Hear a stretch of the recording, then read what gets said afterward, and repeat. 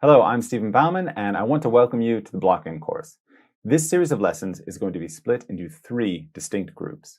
First, the visual style of block-in. This style emphasizes the impression of the subject that you see and how the light actually hits your retina. We're talking here about the language of value shapes, focusing on the dichotomy between light and shadow and how we can effectively use those concepts as a tool to help us gain a better foothold in terms of accuracy and proportion at the early stages. After those exercises, we're going to move on to the structural style of block-in. Structural block-ins will focus on three-dimensional form, utilizing planes and construction to assist you in building up an abstract wireframe of your subject that later on we'll apply light and shadow to.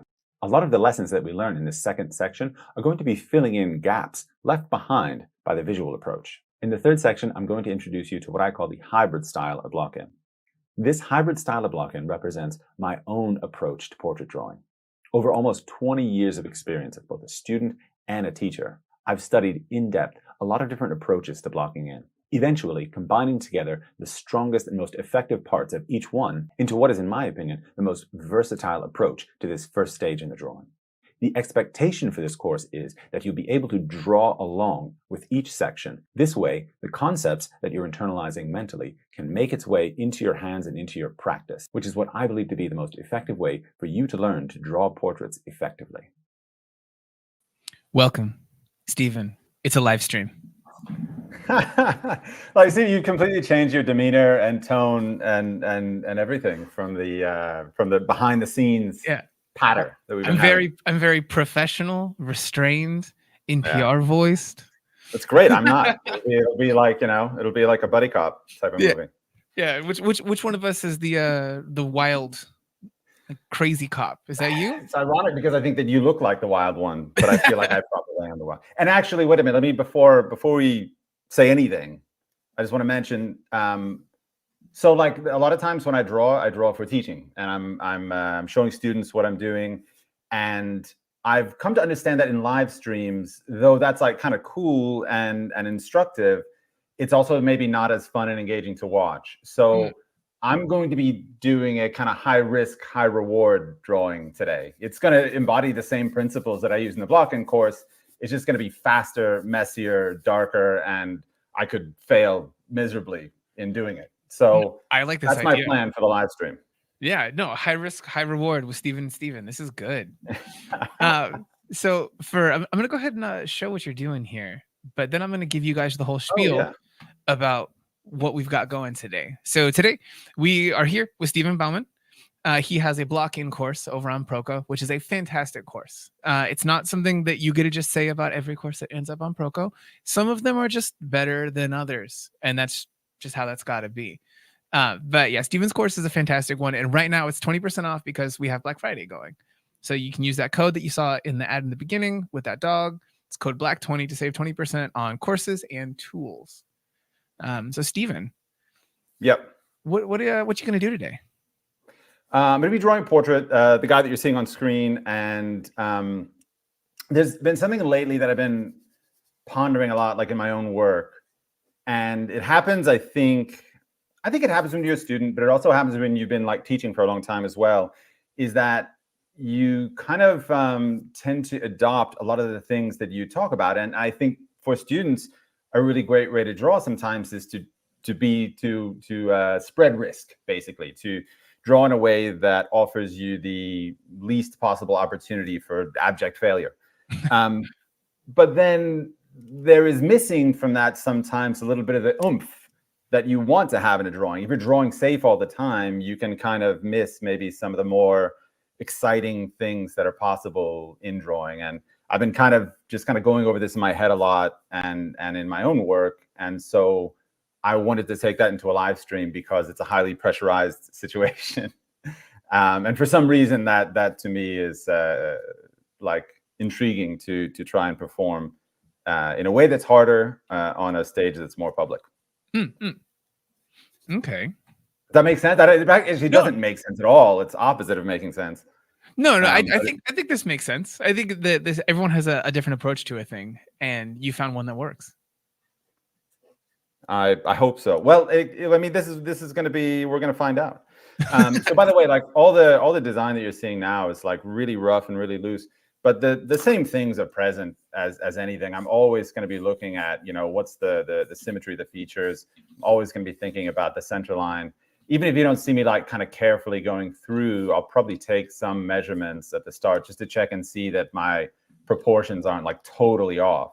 Mm-hmm. And I mean, this is the thing about like once you learn to measure, once you learn to see and organize and draw, you don't have to take like 30 minutes to get ahead on the paper. Like it should take you like a minute or two. The looser you are, the easier it is to kind of get it on the page. But then you start to refine things and say like, what's the width of the forehead versus the brow to chin, for instance. And you'll see me looking over to my left all the time because I've got my iPad down here, and I just take like rudimentary measurements like off the surface of it, just like I would if I was kind of holding my arm, at length and working from life. Mm-hmm. For you guys here in the chat, if you guys have any questions about anything that you see, why Stephen has that big old long graphite on his pencil or anything like that, please feel free to ask. I'm sure that he would love to answer, and no question is a bad question. He said this before, and now we have to hold him to it. Well, wait a minute. No, but I said there are bad questions, but I said that even those can have good answers. So don't fear asking the bad question. All right, this is fair. No, but there is, right? There are bad questions. We all know there's bad questions. Absolutely, yeah. Like when someone tries to ask the question of, is water wet? I don't know if that's a good question anymore. I think we know that it is. This one out. Exactly. Yeah. I think that the answer to that one is that water makes things wet. It is not wet itself. That's fascinating, right? So when you start for a second there, Stephen.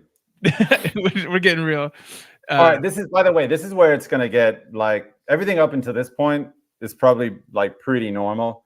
But you're going to see me in a minute, whether I'm answering a question or not, you're going to see me take a pretty hard left turn with this drawing. And that'll probably be the place where it is evident and apparent that I'm doing something a little bit off the norm. But go ahead. If there are any questions, you want to just chit chat? Yeah, no. We have a couple questions. Had to let them stack up because they're on a little bit of a delay from what we're at. So okay. So someone asked, how long is the stream scheduled for? Stephen, I think we're doing 2 hours. 2 hours. 2 hours if the drawing goes badly. 2.5 if it goes well. And then we got a question here.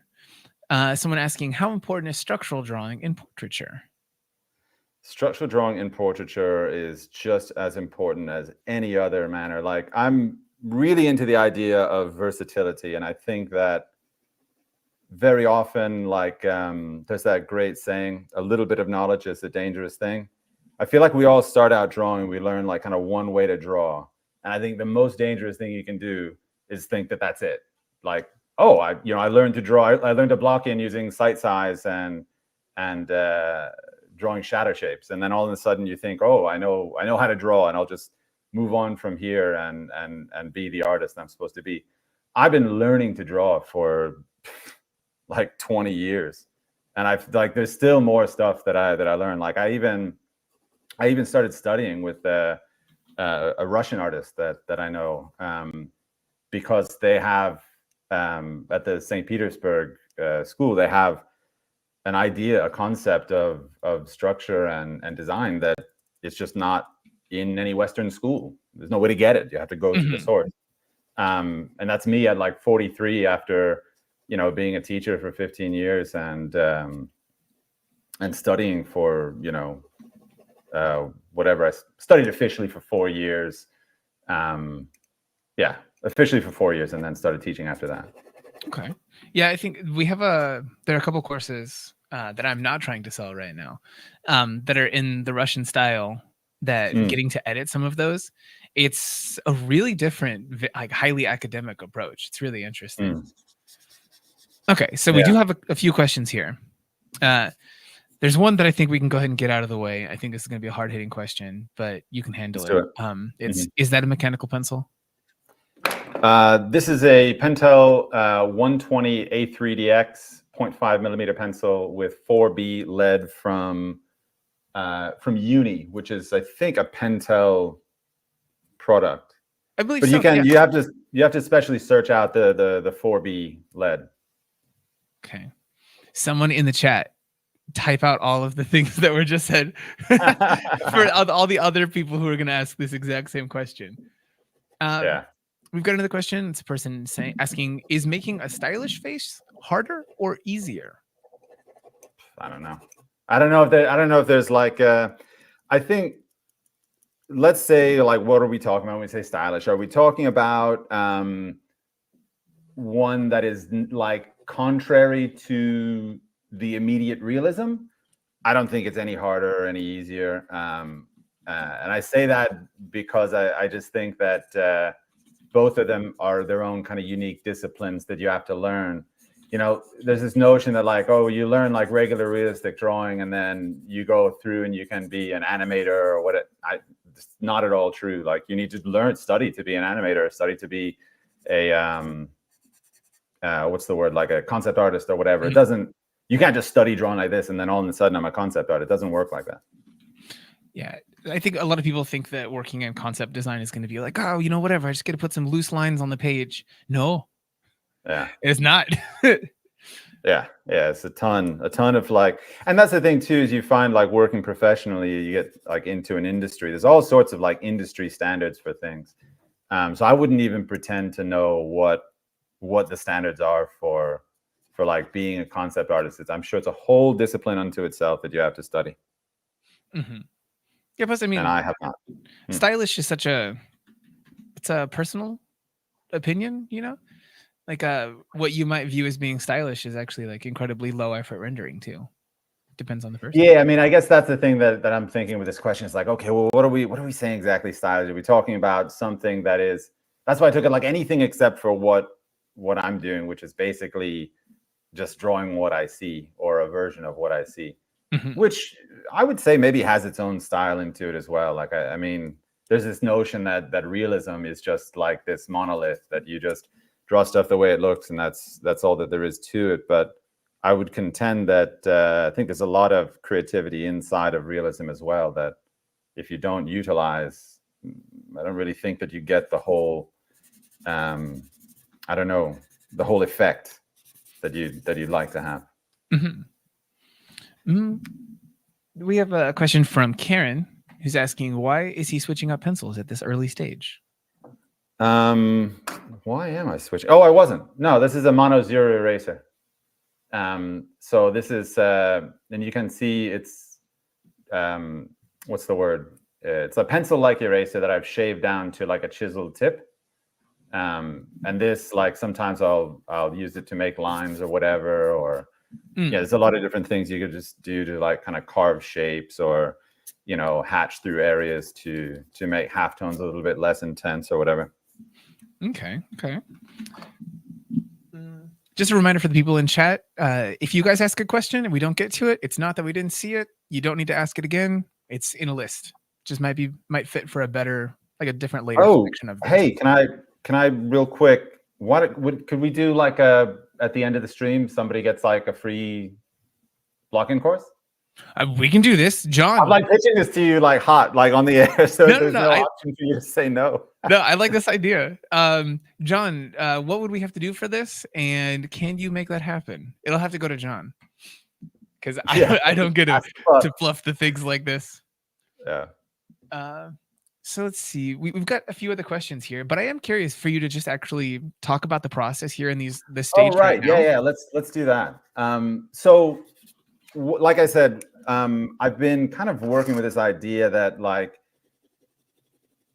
if you work broadly at first, you can get a kind of energy and vitality and frankly, like a value on the paper that's difficult to get otherwise. The thing that graphite drawing has that works against it is usually you have to take a long time to kind of build up the values. And the more intricate the shapes that you have, the harder time you have building up values, because you don't need to draw. Like, I made one big messy value for this entire dark area. I can't do that if I have like a ton of detail on the paper. I have to draw around all those little details. So working really broadly at the start means that you can work a lot faster in value, meaning I'll get to a drawing that looks a lot more like a drawing earlier and faster than I would if I was doing a block in a more kind of careful way. So at this stage, you're pretty early in this drawing for you. But are Yeah. there any things that you think that you're doing that you might recommend a person who's a little bit more of a beginner not doing? Like, I think you're kind of like locking some of the placement of some of this graphite in when you smudge it a little bit, and they might not quite know how this is Well, going this to is go. here's the thing. There's this myth that you're gonna like ruin the paper. You're gonna like by going dark with graphite, you lose your sense of flexibility.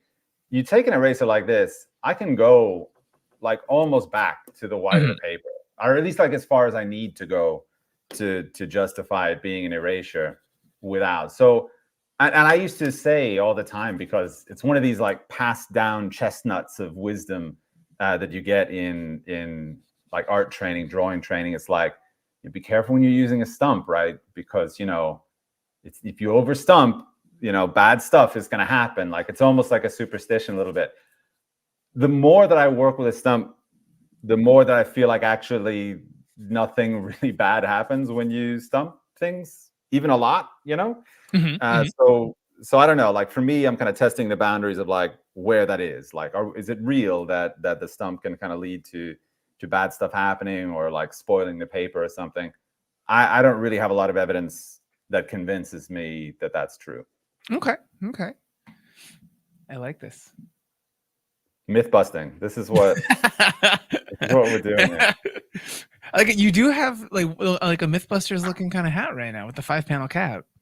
Everybody, by the way, like everybody asks, so this is a studio hat, and I get used to using it. What happens if I don't have it on is that all the lights that are around in my studio get into my eyes. And I started wearing it maybe 25 years ago. No, it wasn't 25, sorry.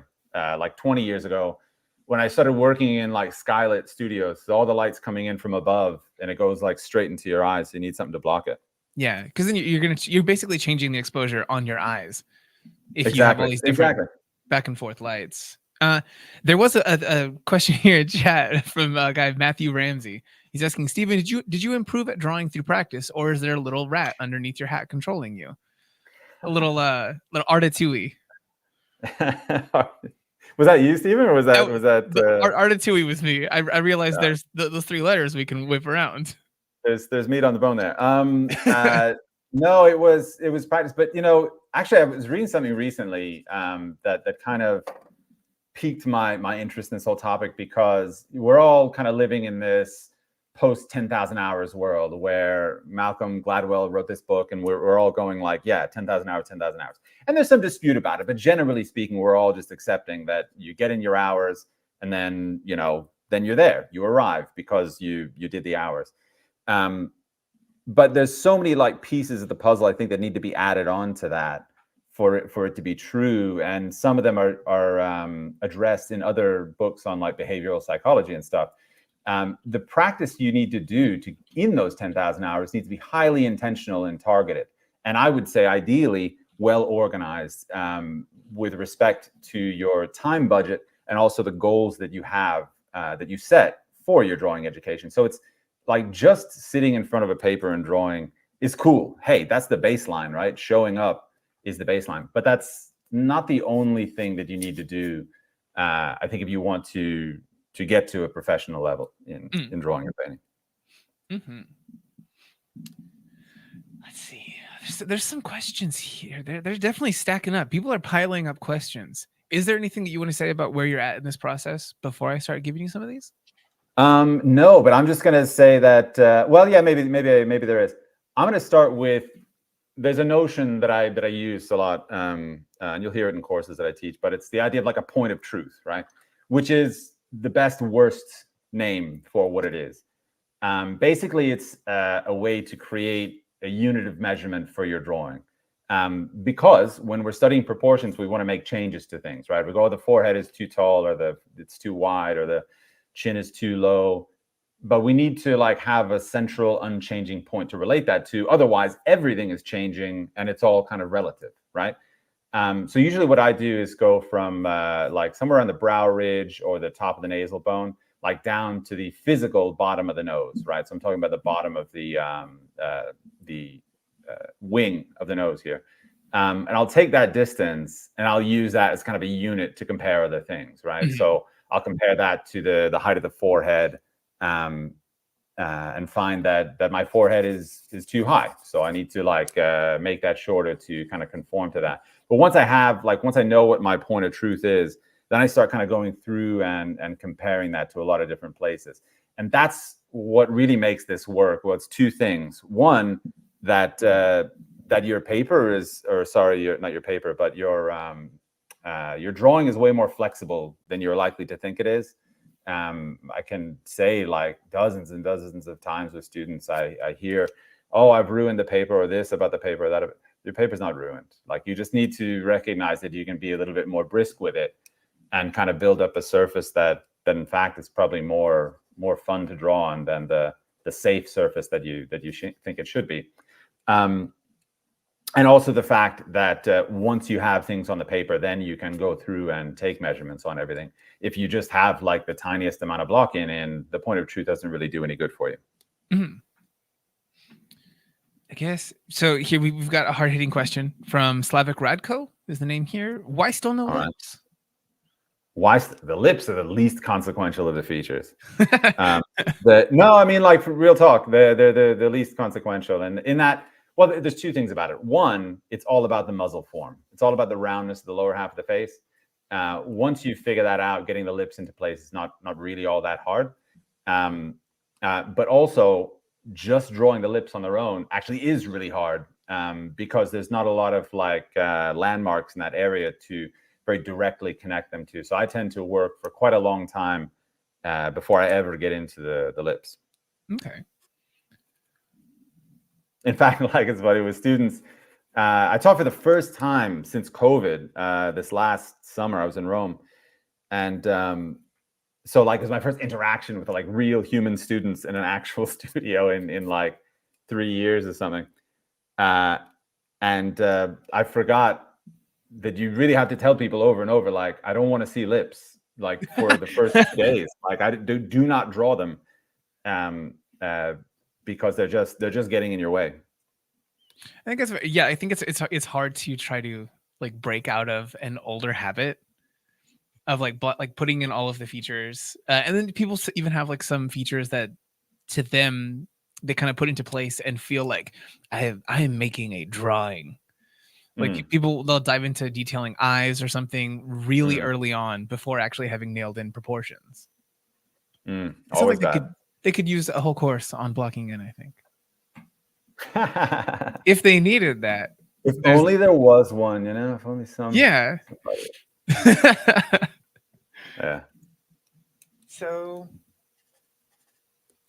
I guess a good question for now would be, can you explain? No, that's not a good one for right now. I'm so sorry.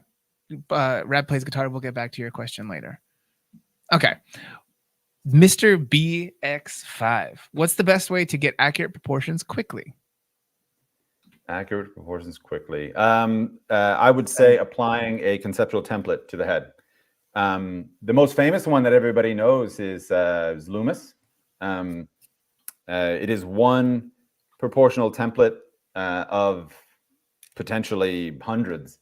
I think James Gurney put it best when he said that, like, everybody who's ever like gone through a lot of like work on head drawing really has their own idea about how to templatize the head. I'm no different from that. Like, I've made my own 3D model that actually, you know what? I haven't been on Proko since this happened, but I made an app. It's called the Head Study app, actually. And it contains a simplified head structure template. It's my version. It's not so different from Loomis's, because a head is a head is a head. But it's my version of that. It's got a skull, it's got an écorché head, and it's got a complex planes of the head as well. Okay. Where can people find this? You can find that on just the Apple App Store, or you can also find it on the Android, like the Google Play Store. If you want to see like what it looks like and stuff, you can go to my website, which is Stephen Bauman Artwork, and there's a whole page on the site just dedicated to the Head Study app. That's awesome. I didn't know about this. That's a good idea. All right. I lost my question document for a second there, Stephen. I'm sorry. You're doing great. Don't Don't worry about it. I'm just over here like squinting down at my. Just taking measurements. Yeah, I'm sure like really cool while I'm doing it too. No, I think this is a good look. And so since you're so much smaller, everyone's just gonna be looking at the art anyway. Actually, Yeah. I do have a question here about the reference that you're using.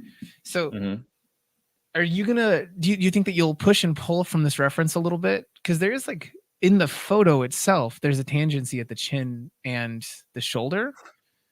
Right Do you down think here. it's anything that you're gonna change in this? Well, for this one, I didn't do like any real kind of compositional study.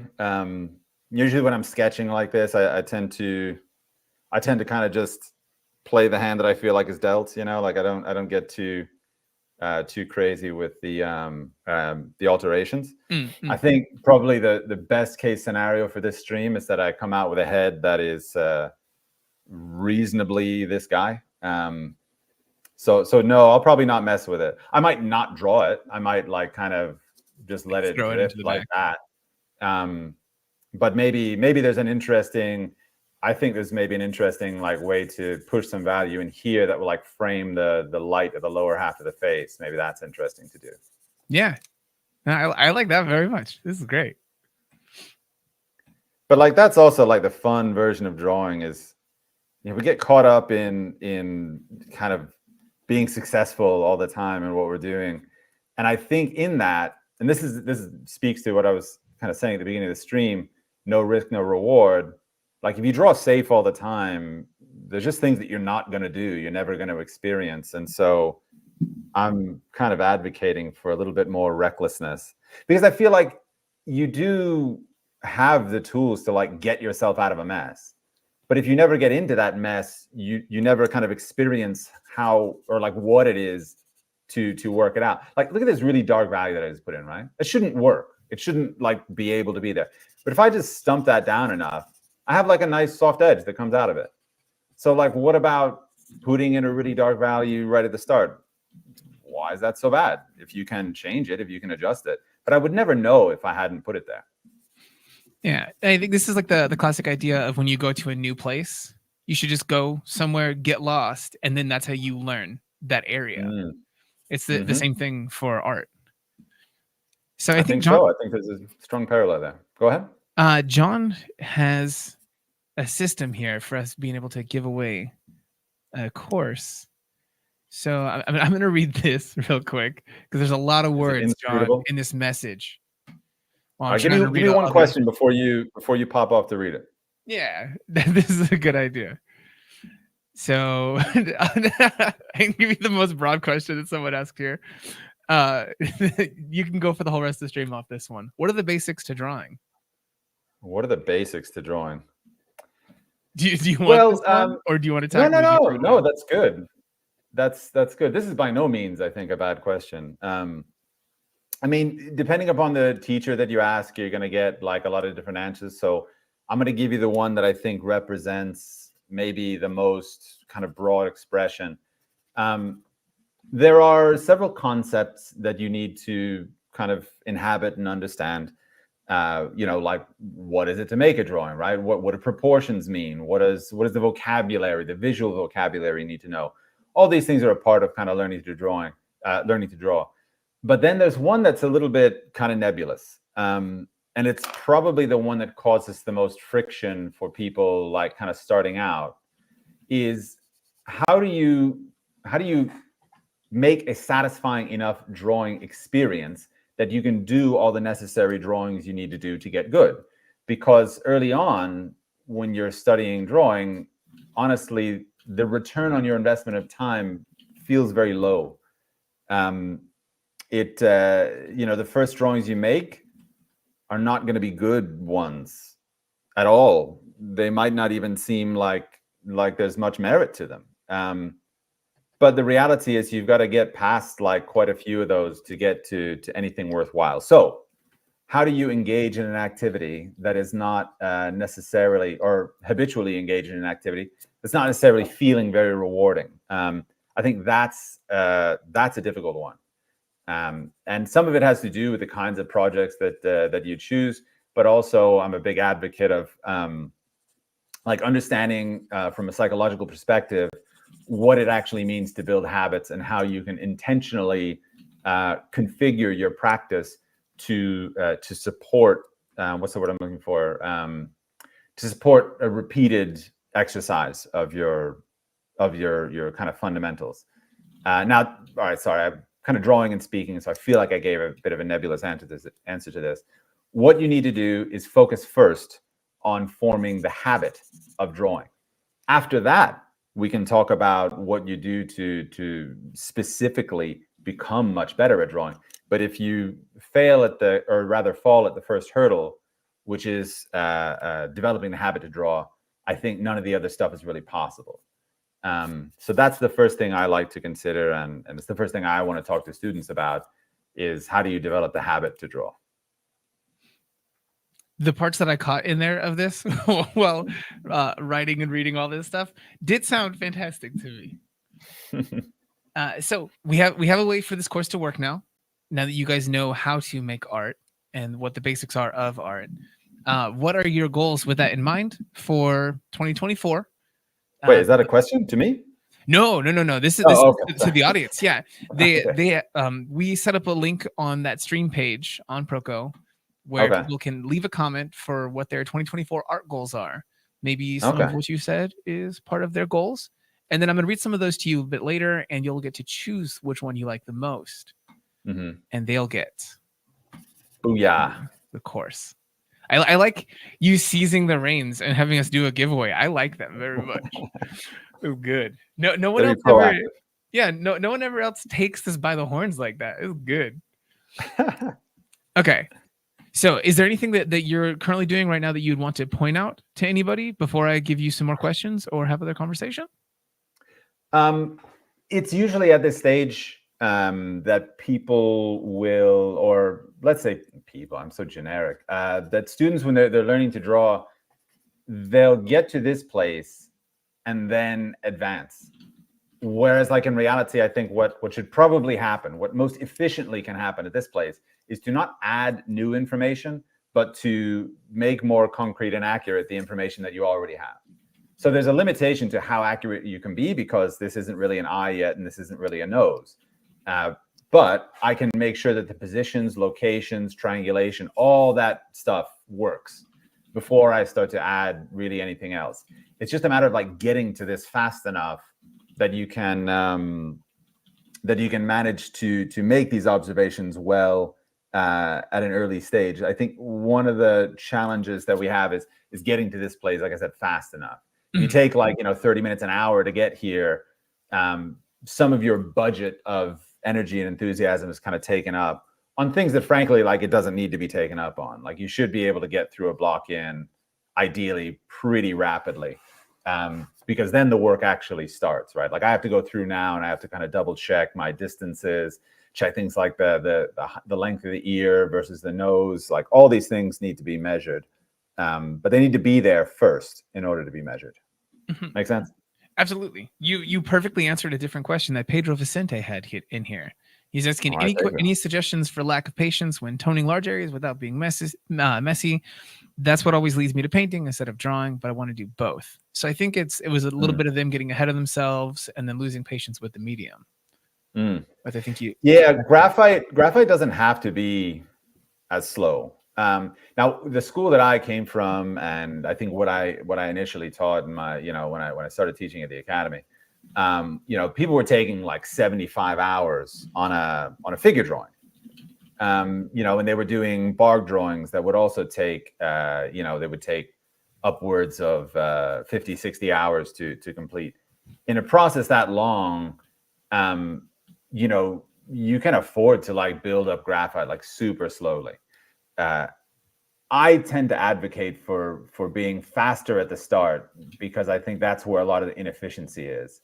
So if I get really, really dark, really fast and work broadly with my values, then I'm actually able to, like I said, kind of work on all the other stuff, which is quite painstaking and takes longer. But I have the kind of time and attention to do that. Whereas if I took forever to get blocked in, I wouldn't have the time to do that. Mm-hmm. Does that make sense? No, absolutely. I think that it's a big balance for a lot of people, and finding that early on is really, really important. Yeah, but your guy is right there in that, like your enthusiasm and your patience are a big part of it. But that will also grow. It's not like, if you're impatient today, that's forever your lot in life. When I went to school, the longest drawing I had done, was like 3 hours or something, which is nothing. That's like the first day of work on a long pose is 3 hours. So you can with attention and practice, you can get a lot more, quote unquote, patient about how you draw. Yeah, I think it also helps once you've actually gone through the process and you know that you can actually trust in that, and that at the other end of it, you'll get something. I think it's really easy for a person to think like, nah, I'm not doing all that, which is the most common comment we get on TikTok. Every time we post a video, yeah, all the time. It's just, nah, I'm not doing all that, and it'll be for pretty basic stuff. So yeah. I don't know. I don't know what to tell you guys in that situation. I mean, yeah, it's not for everybody. Yeah. Although let me say this, right? So again, just going back to when I was in school, I remember there was a friend of mine, Gustav, who was doing a cast drawing, and we did charcoal drawings on this incredibly rough paper. It's called Roma paper. It's like corrugated cardboard, and we're supposed to be doing these like hyper realistic renderings of plaster casts on it. I remember going to the studio, and he had pinched his kneaded eraser down to this little like tiny beak of a point. He was going through and like picking out little like nibs of like extra dark spots in the drawing. And I genuinely thought and said, like, I'm not doing this, Gustav. That's insane. Like, why? You can't. But I think it's just at this point, until you experience this, it's difficult to imagine it, right? To inhabit that world where it's like, oh, that's really what's necessary. After a while, it just becomes normal. So I could see how from outside, it's easy to think like, oh, I'll never do that, until it becomes normal and you start doing it all the time. A person in chat here seems to have reacted powerfully. They said, the Gustav Ramos art? No, Gustav Sundin. Okay, there you go, guys. Yeah, sorry. Just a guy I knew it at school. Yeah, it's a different Gustav. You guys don't know him. Yeah. Trevor Smith was asking, what recommendations do you have for making that habit to draw? Is it something to say, simply start the habit? But wait, is it one thing to say, simply start the habit? But how does one go about that? Yeah. There are a few things. The easiest thing I can tell you is to go buy James Clear's book, Atomic Habits. There's so much application to drawing education in it. It's like like a $12 book, $8 or something if you read it on a Kindle. Page for page, there's not a book on behavioral psychology I think is more worthwhile for learning to draw. But to synopsize a couple of the things and the ones that after reading that book I find most applicable to my practice and what I apply to my students' work as well. Really, it's about startup cost. This is the first and easiest thing that you can do to ensure that a habit has the possibility to flourish, right? If I had to every day come in and set up I have a tabletop easel here, I got my pencils out. If my pencils were in a drawer, my tabletop easel was tucked away underneath my dresser, my bed, or whatever, my closet. My paper was tucked away in a bookshelf. And I had to do those three things. I had to go extract those three things from the places where they were stored, put them on the table, and get everything ready to draw. Already, I've lost the time, lost the motivation. And this is called startup friction, right? So if you're very intentional and you look at your life and try to discover how many places you have startup friction and remove it in those places or lubricate it where you can, I think this is the best, fastest, easiest thing you can do to make sure that you get better at drawing. Or that you facilitate your practice to become better at drawing.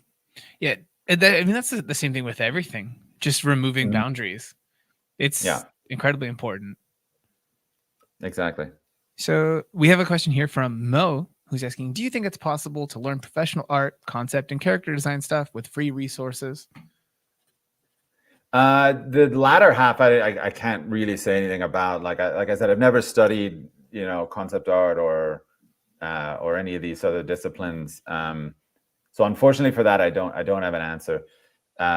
For learning to draw, realistically, like learning to draw in the way that I draw, I think anything's possible. Like, who's to say? Like, I'm gonna say it's not possible. Of course, it's possible. Anything's possible. But I think the more that there are stages of it. Like, why do in like IRL schools, why are they so good for like elevating students' performance, right? Because there's baked into that like several different factors that help you engage. I think about, of course, the school I went to, the Florence Academy. I traveled to Italy, right? I was living in Miami. I traveled to Italy to live near the school where I was studying. So I don't know anybody in Florence. There's nothing to do except go to museums or go to the studio. That level of commitment is produced by the IRL school. So what happens when you're studying, on your own, or you're studying outside of even an online community? You need to supplement and supply that. Some people are able to do it. Some people are not able to do it. Or to some, there's gray areas. You're able to do things up until a point, but not past that. If anything is possible to do, but the further you move away from communities, the more that you need to supplement yourself, which is by no means impossible, but it just increases a little bit the level of difficulty. Yeah. I agree. I think everything changed in a big way when I stopped being in art school and then had to suddenly like find what to do outside of that environment. Yeah, definitely. I think so. Right now, we're about 45 minutes into this stream for us. Are we really? Yeah. We're just going. Okay. So I do want to remind people that right now, the whole thing that brings us here is that there's a Black Friday sale going on where you can buy Stephen Bauman's fantastic blocking course that you are seeing kind of exemplified here today with a little bit of Q&A in there. I promise it's a little more concise and focused on the technique in that course. But yeah, you can save 20% on that with code BLACK20 over on Proko right now. I don't know. And I'm also making a major proportional change here. Is it with that jaw, the chin? Yeah, it was way too short. What do you think that it was that led you to that place? I don't know. Just general blocking kind of stuff? Yeah. I mean, it's just the things that happen when you block in. I just, maybe I mistook the foreshortening there. Maybe I was focused on another area. But like also in some ways, working this broad and this fast, like it's baked into, I know I'm going to mess things up. Like, I don't think, and you know what? This is not a hot take. I just want to like bring reality into some people's worlds here. Having a head structure template doesn't mean that like you draw the template and then everything you just color in the rest. Like there's no world where that's like the most efficient way to get like a perfect likeness. Now, if you're drawing heads just from memory or whatever, and you don't have this issue of specific likeness, maybe there's a different hand of cards that you're played. But like whenever I block in, I factor in that some stuff is going to be inaccurate. I'm going to need to make changes, which is why like something like this, I think I have no problem whatsoever, because I feel like it's good to show that. It's good to show that like just because you block it in and just because you have a shadow light concept that everything's going to be perfect or whatever. It's not. You're going to have to make changes. So in case there was someone who wasn't here earlier in this whole video and they're wondering, how are you able to just pull out a whole marking that you had made before? What is the hardness of graphite that you're using right now? This is a 4B, 0.5 millimeter, but I'm pressing really hard. You can even see some areas here where the lead ran out and the metal like scratched or incised the paper. But again, like I just think some of that stuff's kind of cool. Yeah. Like you never really get to be in that situation unless you put yourself in that situation. You know what I mean? Yeah, I think every time that there's something like that happens, whether it's you working on something like this, where you ran out of graphite, you gouge the paper a little bit, or if you're working in ink and something runs out, or you have some it's like a drop comes off the nib or something. This is all free weathering. None of that's bad. Yeah. I think working within the thing that you're given as you work on art is a profoundly important skill to have. Exactly. You should bake it into the process too, because it's gonna happen. Like, don't don't get it twisted. Like, you're not gonna like get through this unscathed, you know? Yeah, absolutely. Okay. Am I like going off cam down here? No. Oh, We've got this. Okay. Yeah. Which let me say is not the way that most of these streams go. So thank you so much for having that in frame. We did a stream. Right. Okay. We did a stream with Denny Warren Johnson a while back, and that man cannot keep his camera on the point of action in the frame. Well, to be fair, like I spent, when I started my YouTube channel like a few years ago, I spent quite a lot of time streaming because like early on when you're on YouTube, like you don't have an audience, and streaming is just like, it's a decent way to have like relatively low effort content that can help you grow a little bit.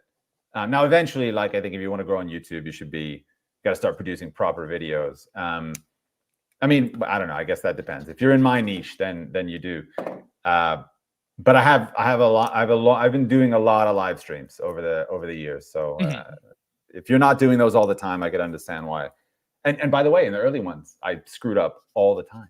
All of the time. This goes back to that 10,000 hours thing you're talking about. 10,000 hours. 10,000 hours of streams. That'll do it. Oh my God.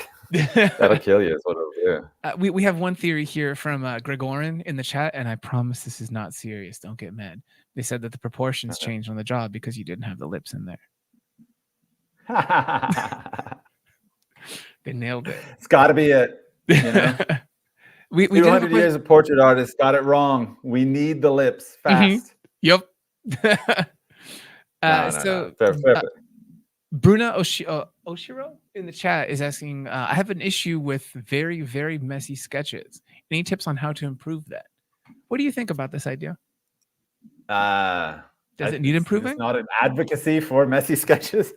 Yeah. I kind of think that's what this whole stream is. I don't know. I mean, you got to think about where your target is and where you want to be in order to like arrive at a nice result.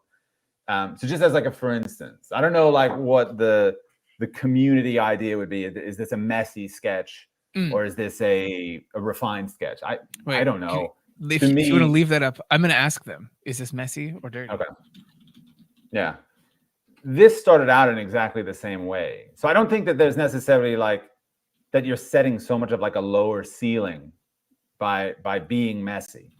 In fact, like I'm a big advocate of, not necessarily subscribing to any one technique of rendering. I like a lot versatility. This is what I value over most everything else.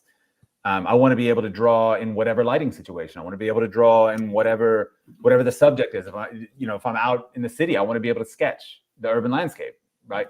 So I look for tools that apply like kind of across disciplines.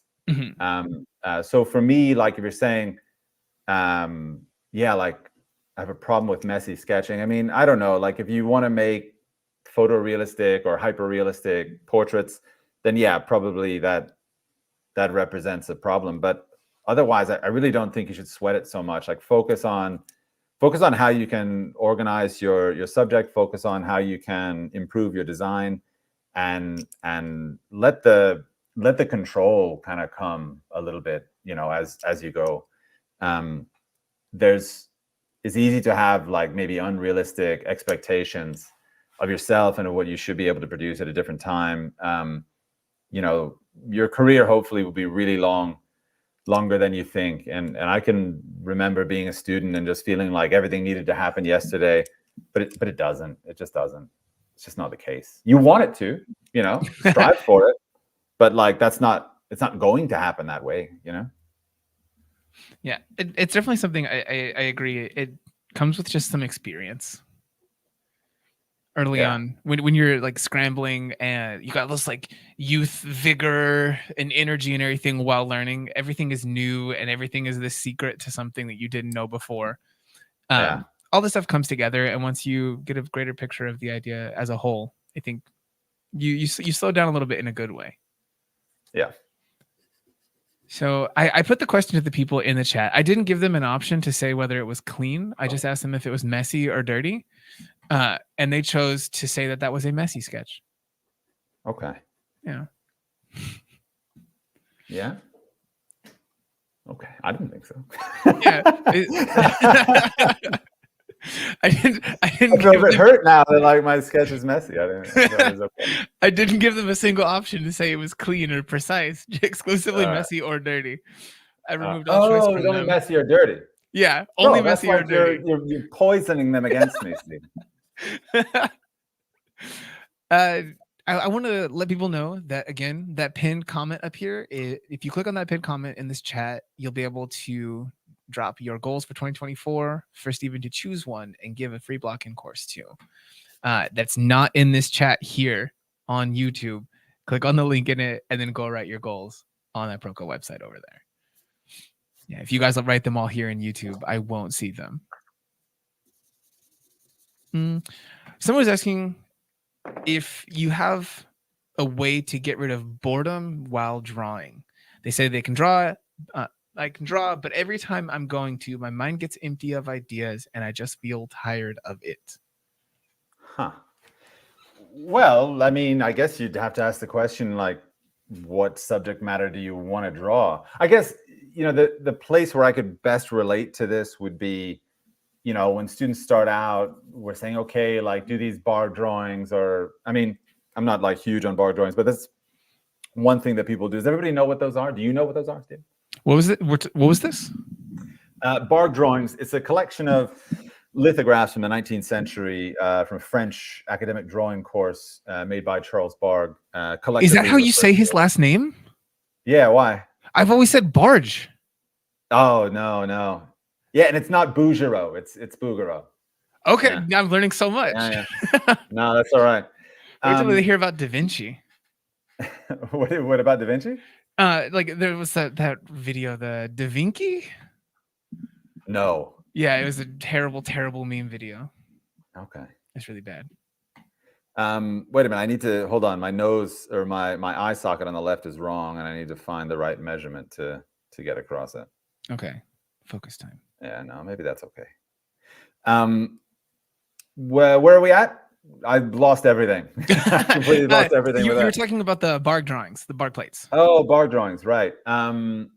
So Bargue drawings, when you're engaging in them at the academy, you're doing a very meticulous study that is millimeter to millimeter accurate from this lithograph, and your teachers are coming around and they are giving you critiques that are very much like, okay, you have a millimeter wrong, you need to fix it. And so you get used to drawing drawings that could be considered boring. Like your kind of sense of patience like increases dramatically through doing this. Not everybody is going to have that. Like not everybody, that discipline doesn't work for everybody. So you really have to figure out like, okay, like what do you actually like to draw? Then draw that. And if even that fails to get you cooking, like I don't know after that. I mean, the one thing I'll say, like I work with a lot of artists one-on-one through Patreon, and only in the rarest cases have I come across like where it's like, oh, I don't know if we can really work together all that well, because you can't really I can't really supply like motivation, you know, like you kind of have to find that fire a little bit yourself. But that's okay. It's not, you're not deficient. It's just you need to figure out what that is. Like, what are the things you enjoy? Chase after those. Very likely that's where you're going to find, that fire. Right? Absolutely. Yeah, I think like right now there's so many different people who are drawing something, and they could be fantastic artists, but just right now there's no joy in drawing for them for one reason or another. Revisit some things that that got you inspired to originally draw. Like, see if that stuff resparks anything, and like you said, draw the stuff that you like.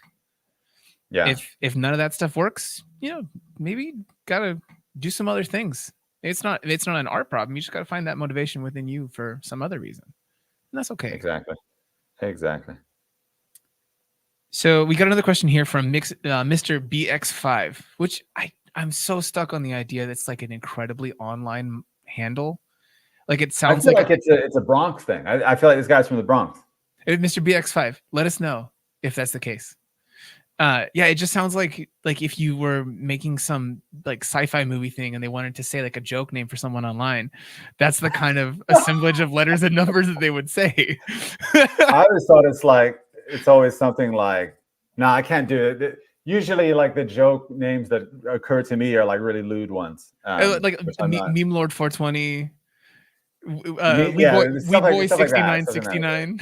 Exactly. Yeah. So those are the ones that I think when I think of like, how to portray like an online culture. But yeah, Mr. Viegas, I swear we're not making fun of your name. He asked a question. It's even though you're not doing the lips yet, couldn't you do the bottom lip shadow at this or an earlier stage? Yeah, you can usually like a lot of what I'll do is I'll start with like where the outside corners are, right, or where I think that they are, and then usually that space below the lower lip, like that's a decent. And like once you have that, you cut like you're literally halfway to what the mouth is. But in general, like I have to say, like it's one of the last, I don't know, last things I do. One of the last things I block in for sure. Let's say that. So it's one of the last sections in the block-in course. No, but it's definitely well, if you're doing like a properly just purely visual block-in, you'll want to represent some version of everything.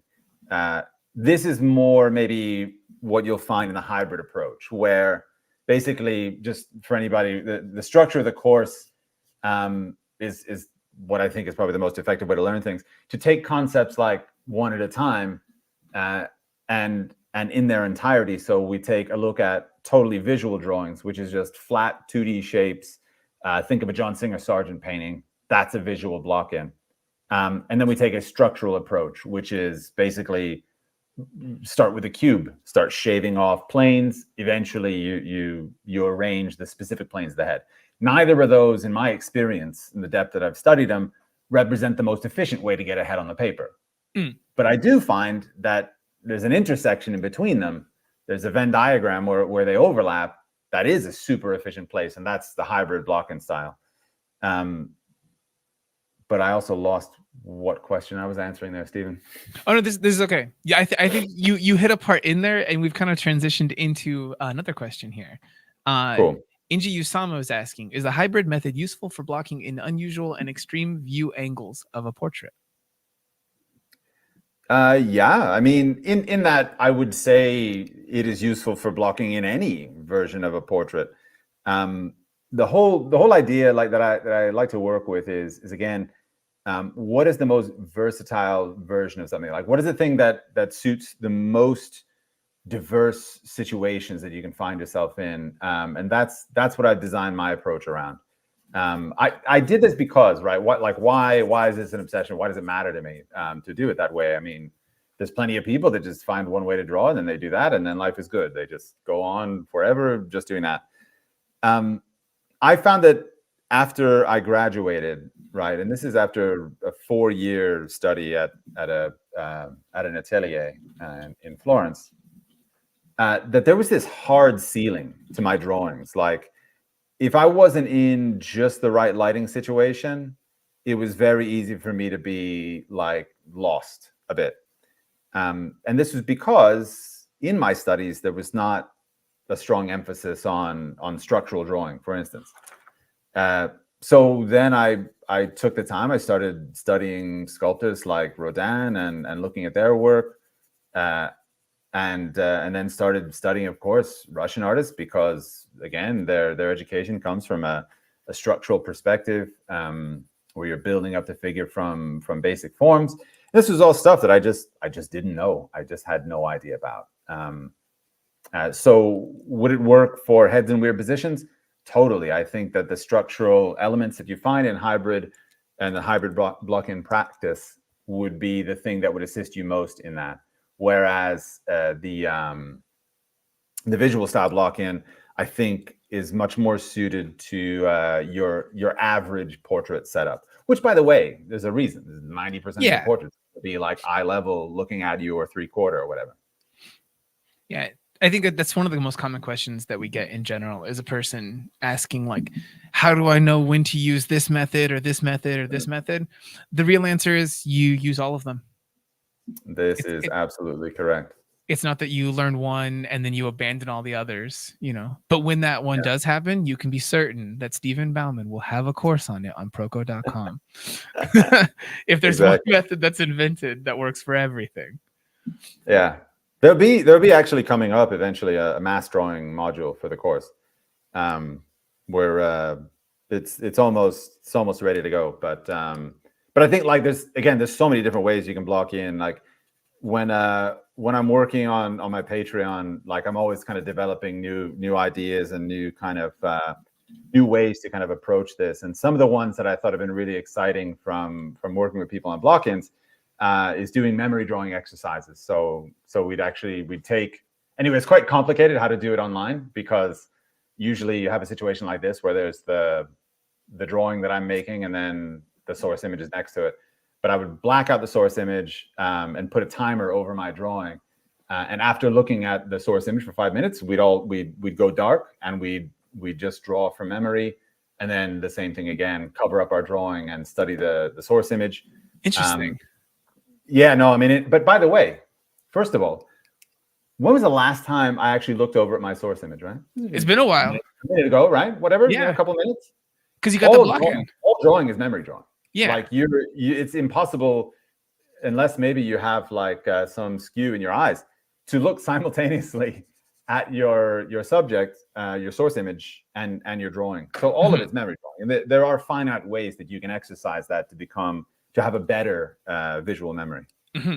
Have you ever used oh man, I forget the name of it, the camera lucida before? You know, these guys, there's some company that made a new version of it. Yeah, we get ads for this all the time. And I was like, I don't know, all right, send it to me. I couldn't get it to work, and I know it works, but I was like, I don't understand. Like, I guess it's maybe the way that I draw. I think what they want you to do is to be like drawing on You're like locked in.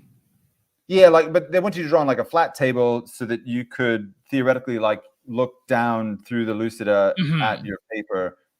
And I've always drawn vertically, so there's no version of it that like works for what I do. Yeah, the little prism inside and mirror assembly, it assumes a certain angle. Yeah. But yeah, we bought one that's like from like 1880 or something like that, with the intention of doing a video on it. And it's a weird one to use as a person who has a different process than just head down, looking at the paper and drawing a thing that's straight in front of you. Especially like if you're also not drawing something that the camera lucida would really catch a good visual of. Sorry, hold on, wait. The Iggy is in my studio. Iggy is my dog. This is perfect. Now in my studio. We just got a question about. Let's see if I get her. Come here. Yeah. Oh my God. There you go, guys. You have your answer about how Iggy is. Oh my goodness. All right, there she is. There she is, everybody. She's a monster. She's beautiful. She's a beautiful monster, aren't you? Oh yeah. Yeah, we had a question here. You gotta go, sweetie. They were asking, how's Iggy? Iggy's fantastic. Iggy's great. Yeah, I don't know if she's gonna allow herself to be taken from the studio now. Dude, Iggy was fantastic about not being crazy loud while being in there. I didn't hear a thing. No. She just came in. She was like, and now she's like hanging out next to me. You want to come back up, Iggy? She's gonna come up. Yeah, okay. I don't think we can do the whole stream like this, but I think people would go for it. This sounds great to me. Oh my God. I don't think I can do the whole stream like this. All right, go on, sweetie. Yeah, I think it's you and I. We're in very different situations for this dog like kind of problem. If my dog, who was in the recent Black Friday ad, was in there, you would have heard him from a mile away because he's a pug with breathing problems. Oh, right. Yeah, that boy. Does your pug? Does he or she bark? Are they barkers? He only barks when like there's something that's happening at the door, but before like anything short of that, no, he's quiet. He's just hanging out. Okay.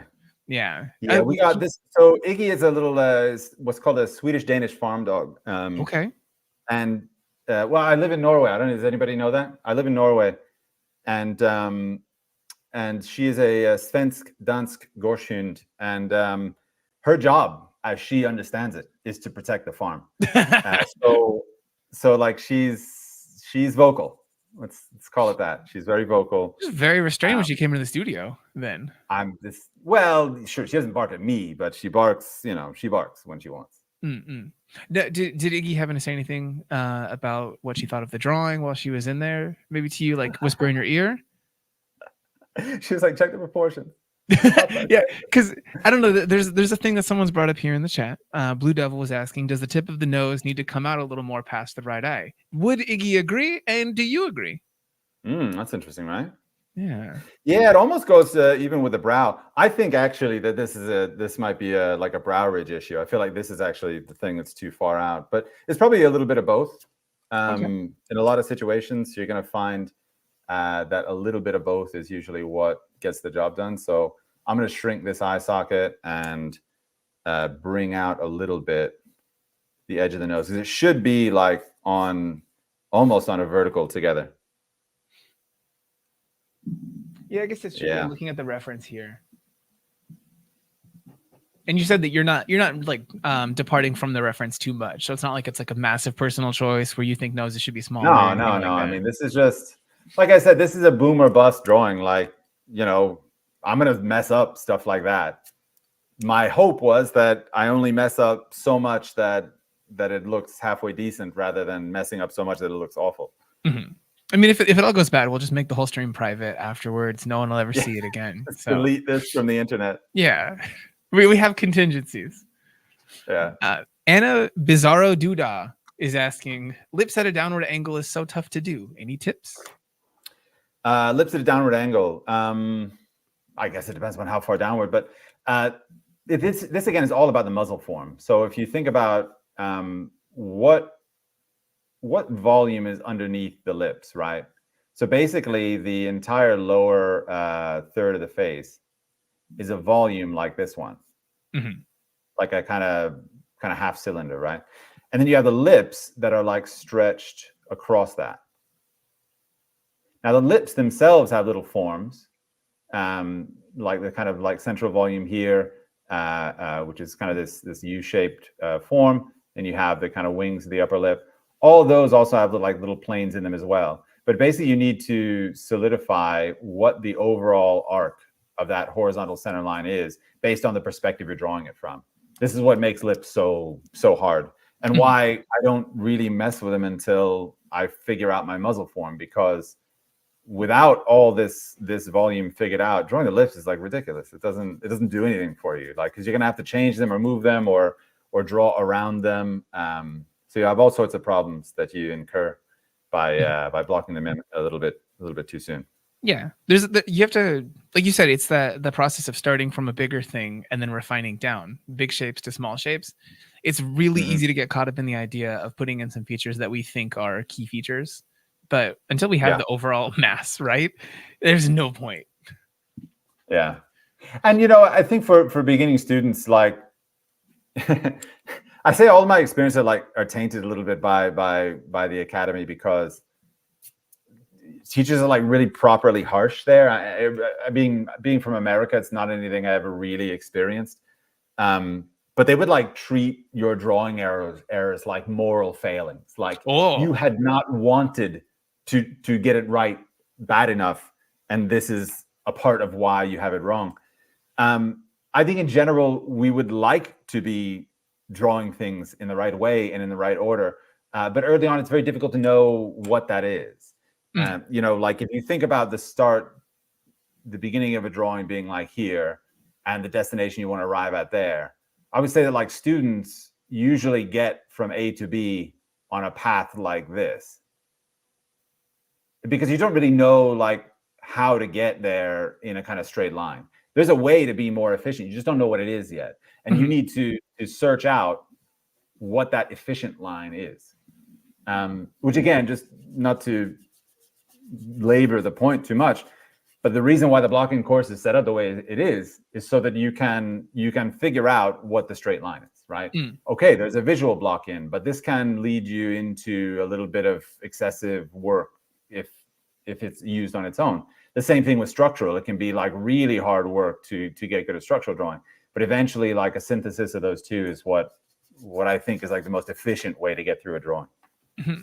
If someone wanted to learn about this block and press process of yours, where do you think they could find that? I think it's proko.com/Stephen Bauman. Is it a slash? Is that the URL? I don't know if it's the Stephen Bauman part. Let's see, Proko.com. At the very least, the Proko.com part is solid. That's a great starting point. All right. You're not going to go wrong by typing that in. Yeah, Proko.com/Stephen Bauman. That'll get you there.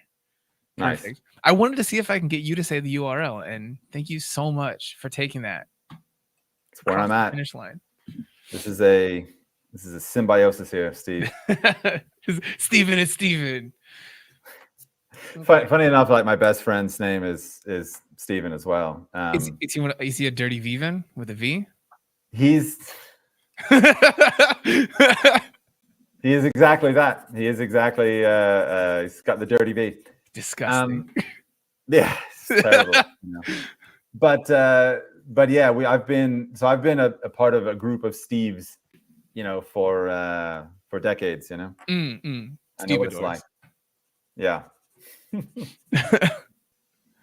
Let's see. A remote ghost was asking, how do you get your pencil so brushy? This looks like a painting. And then a crying emoji, because assumedly they're not doing that. Well, I mean, it's a matter again of like how you manipulate. So I've got on my little table here that you can't see, I've got a lot of these paper stumps, and you can see that they're like saturated to be darker even than the darkest darks in my drawing. I can use these really to even draw with. That, and this is actually, I told you I was studying this Russian guy. This I get a lot from this Russian artist, that he's always like using his finger to smudge things around. Mm-hmm. And really it overcomes one of the big problems of drawing. It's like, yeah, okay, so I've got this point that's like 0.5 millimeters wide. How do I get it to be like a soft cloud of value? Like it doesn't compute.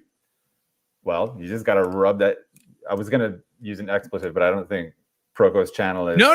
You can say a swear if you want. I promise. That's not true. You want to say bad words? I'll say it. You want me to say a bad word first? No, I think then we're gonna like limit the stream. Like nobody's gonna be able to find it because they're gonna be rated for children. We're so far deep into the stream. Children watching right now. We can say we can say poop on this stream if we want. I'm gonna allow my better judgment to maintain restraint here. So there's another question. Karen is convinced that you have another pencil. Do you want to address this? I have. All right. Yes. By this point, I have. I've started. All right.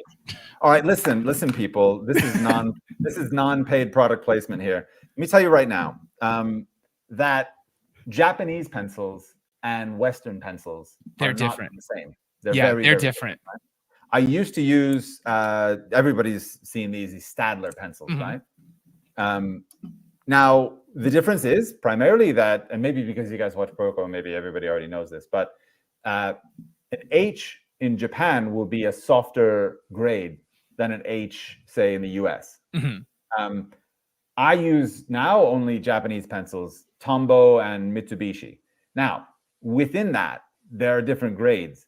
If you're going to use the Mitsubishi, you want the high uni, which you need to distinguish from just the uni.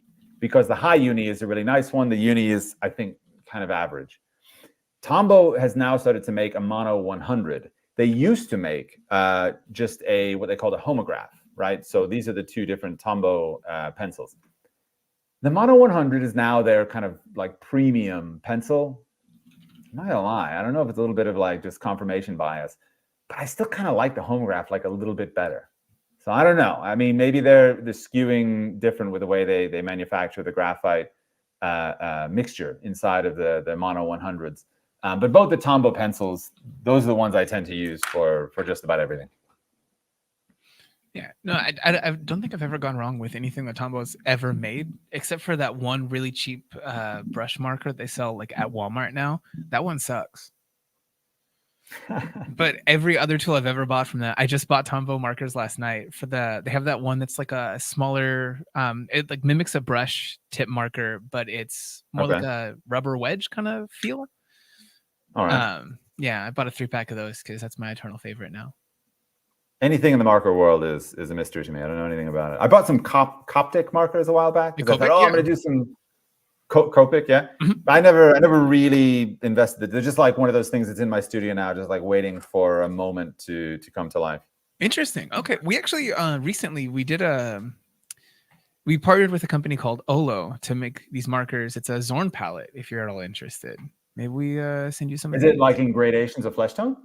There's not a ton. It's a pretty limited palette. It's just like a Zorn palette by itself. I think it's like 16 markers. Okay, but so it's 4 colors like black, white, red, yellow, or is it gradients of like lighter and darker flesh tones? There's a little bit of gradation that's in there because they're 2-tip markers. So you get a little bit more in there, but it's not like it's going to be some like 64 marker set or anything. Okay. Yeah. But yeah. Well, I'm sure it's very cool. They're pretty good. Yeah.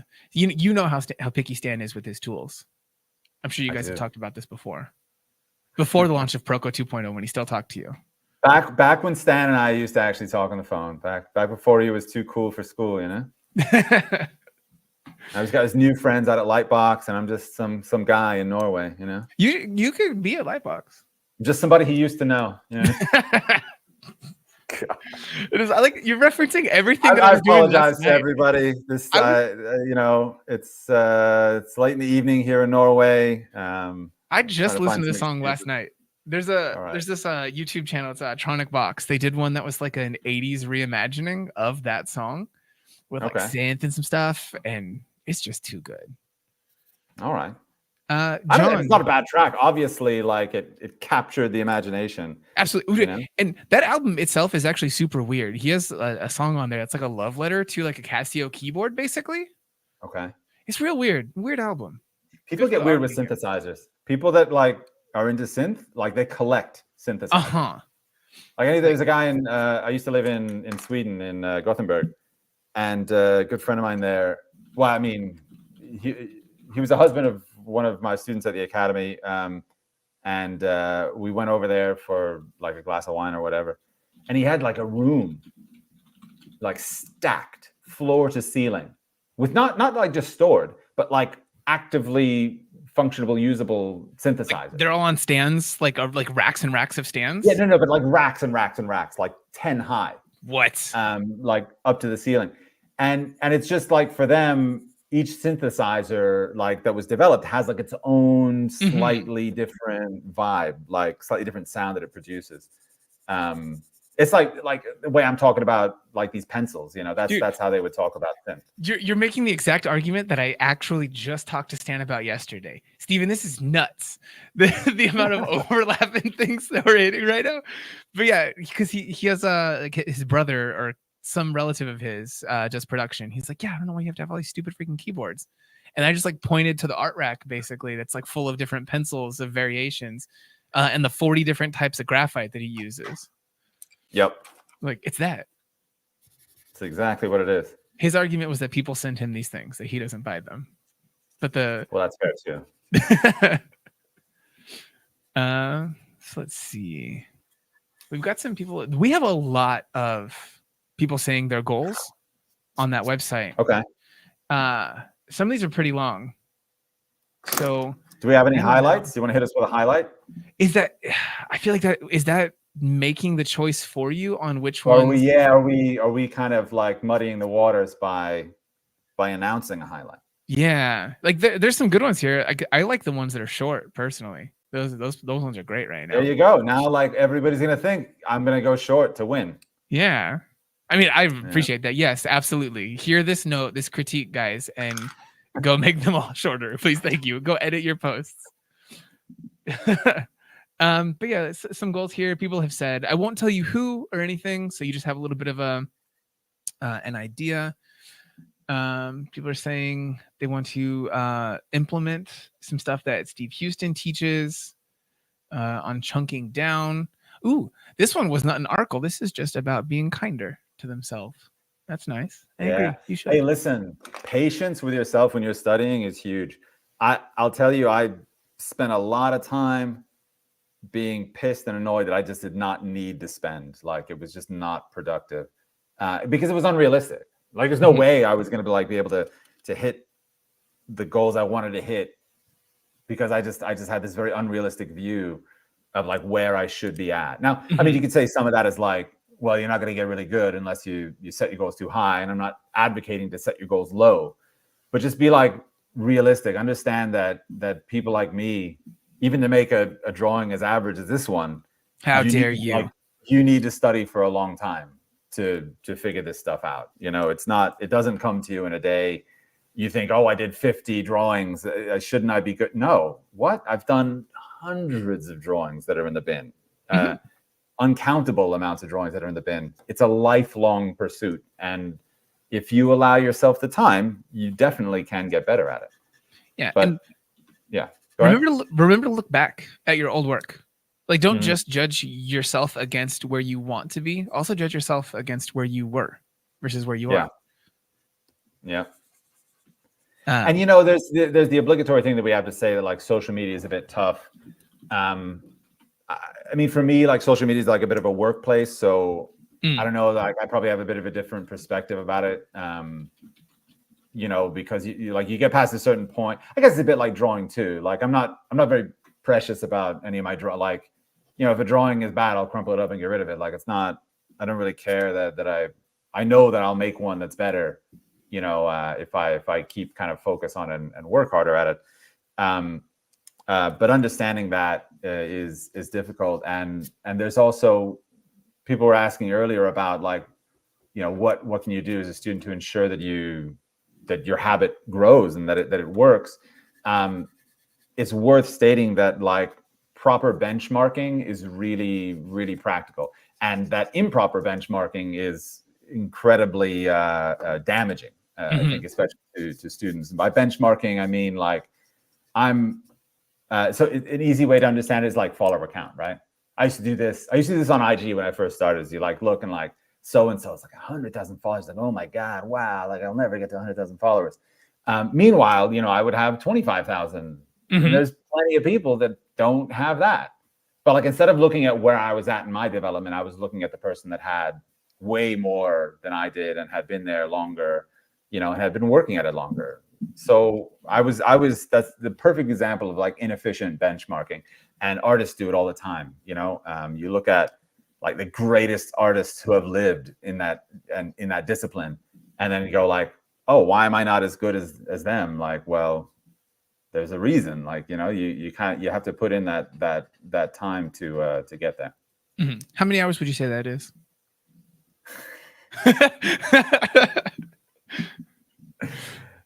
It's not a round number. I know that. Yeah. So Mo here in the chat was asking something about comparing themselves to other artists. There's your answer, Mo. You got it already. There we go. I mean, it's also contextual, right? Like, I think I'm also I'm a very competitive person. I genuinely am. And I'm not saying like that's required to be, it's by coincidence that I am that way. I have been, I'm a youngest child. I don't know if that has something to do. Anyway, there's all sorts of psychology that could let's delve into this. Let's get into it. No, but so there's a certain amount of that like can be good fuel, but it can also become toxic. So, you know, you need to stay balanced is a great way. And I think the reputation is that the younger generation has like a better sense of mental health awareness. But it's real. It's a real thing. It's not a coincidence that it kind of comes up. Absolutely. And I think people seem to be learning a little bit better to strike that balance. I think through people's repetition and conversation about it online. Yeah. I guess I'd be doing a disservice here an hour and a half into the stream if I didn't mention that if you like what you're seeing here, there's a whole course about it from Stephen Bauman on Proko.com that you can save 20% on right now because there's a Black Friday sale. You can use that code BLACK20 to go over there and buy that course. So please do. If you guys like what Stephen Bauman does, maybe give me some money about it. What are you doing here? No, honestly, no, you know what you should do? If you don't like Stephen Bauman, the most effective thing that you can do is buy that course, do one lesson, and then thumbs down, rate it, and say bad things to us on Proko. Good God. So everyone, go buy the course to give your negative review. Machiavellian thinking here. I don't know if I want to like motivate people that are that committed to not liking me. It's okay. I'm not gonna read their comments on that anyway. This is fine. All right. So let's see here. A person, it's a JD Anarchy was asking, do you have any suggestions? Hey, this guy's on my YouTube channel all the time. JD Anarchy? Yeah. They followed you over. Thank you for bringing people over here to the chat. I appreciate it. Yeah. Do you have any suggestions for practicing perspective? Study with somebody who knows it. I mean, like I'm not that guy. I'll tell you that. I mean, I know perspective up to the point that I could talk about it vis-a-vis like drawing heads, but that's like one small niche application for what is a very broad and complex discipline. But understand, like it's whole own skill unto itself, and just like anything like that, finding a teacher that, by the way, has your vibe. Not everybody will vibe with the way that I teach, and so it's not so much that there wouldn't be value in it. It's just that you need to find somebody that kind of speaks a language that's quite common to you. Like I value being analytical, being versatile, and also like concentrating content. Those are the three things that I think of when I'm making educational content for people. There are other people that want like a very different application. Like they want like a different voice in their art education. You gotta find that. So with perspective, I think there's only a few people that really go deep on it. I don't know if Marshall's course has come out yet. He's cooking. Yeah, That's what Stan said like 3 years ago. Like, yeah, Marshall is a. I love Marshall. I think he's amazing. Like, I would just get email Marshall. Motivate him. I agree. Yeah, no, right now, he was at Lightbox, and so tons of people were asking him, when is that course coming out? So I think it's even though he was already working on it at that point, like intensely, he's been doing it for a few months now. I think it definitely put an extra little fire under him. So I appreciate you guys telling him these things and bullying him about it. Hey, Marshall needs it sometimes. It's so hard to bully Marshall in person, though. He's so nice. I haven't met him. I'd love to. This is the other great, tragedy of my life is that I was never on the Draftsman podcast. I'll never. You still can't be? I'll never forgive Stan for that. Like this is in the period when we were talking on the phone a lot, and like we did hang out, and he still was like, "Nah, this ain't it. He ain't on the Draftsman podcast." And I was like, I like this idea. So Draftsman, it like soft ended, but we're still making episodes. Do you still want to be on one then? I don't know now at this point. You've been hurt. I don't want to like a pity invitation to the Draftsman podcast. That would be even worse. This is such like the youngest child thing to say right now, Stephen.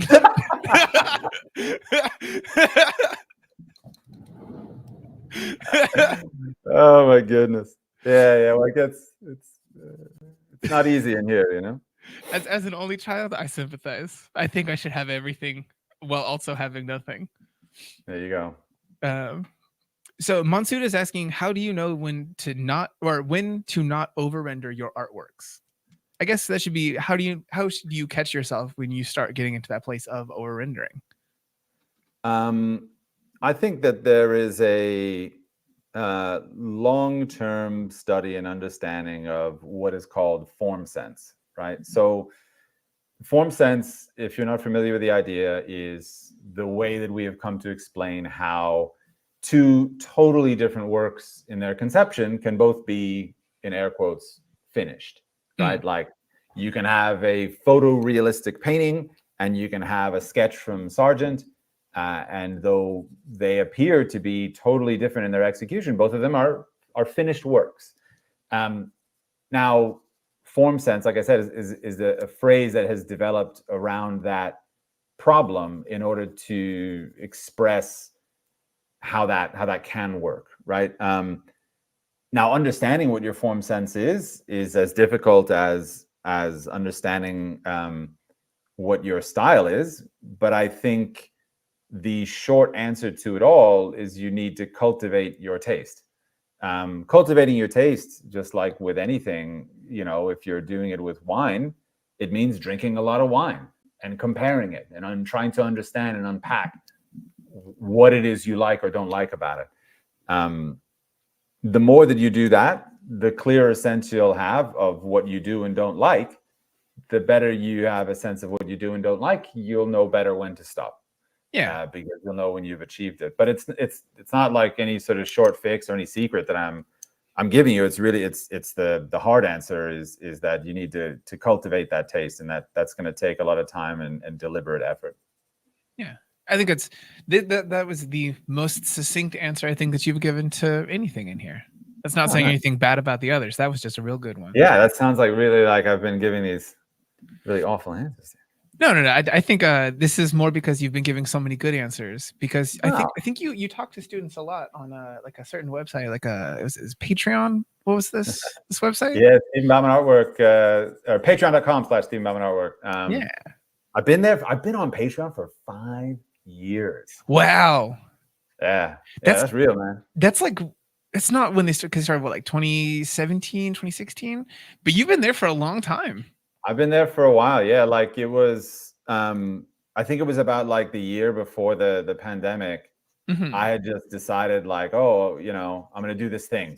And like nobody in the atelier world was doing it. I remember even like asking a friend of mine before I started, like, like, is this okay? Like, should I do this? Or I'm going to be like shunned from the fine art community? Which sounds insane, right? It sounds so stupid, but like any community like that, like gets really insular and really like in its own head a little bit. But I started it out, and then like a year later, it was like pandemic time, which turned out like I didn't need to make the transition that everybody was trying to make at that time. It was just a completely coincidental happening, but it made it so much easier to get through that period. But also like it meant finally like Cornelia and my wife and I could move to Norway. Mm-hmm. I'm glad you guys got to do that. Yeah, it seems like you guys enjoy it with your what was your Swedish Nordic dog? A Swedish Danish farm dog. There we go. In the language, if you want, it's a svensk dansk gårdshund. Okay, yeah, those words. Yeah, svensk dansk gårdshund. Yeah, you got it. That's not even bad pronunciation. But yeah, no, she's little Iggy. We never got a dog because we always were traveling for work. Like we were working for the school in Sweden at first, in Florence at first. So like we knew we were never going to stay in Florence forever. And then we moved to Sweden, to Gothenburg, and that was also not permanent. And then we moved to Jersey City, actually, because the school had a campus there. But it was by that time I was like, I don't want to frankly, like be working for somebody else. Like, hey, we talk about art advice. Get back on the subject. Full face cam. You got this. Advice for all of you artists out there wanting to go pro. Stop waiting for anybody to do anything for you, because nobody will. If they do, it's because they have a highly vested interest in your success vis-a-vis getting paid from what you're good at.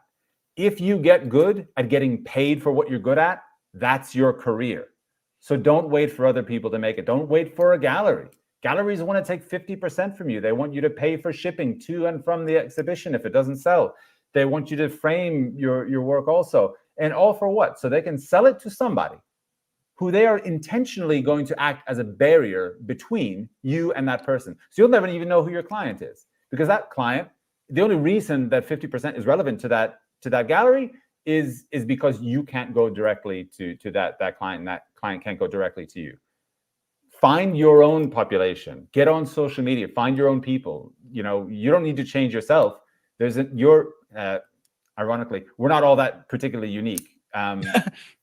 There's a ton of people out there with the same taste that I have, and by being myself, and putting it out there, that's how people gravitate towards you. So be yourself.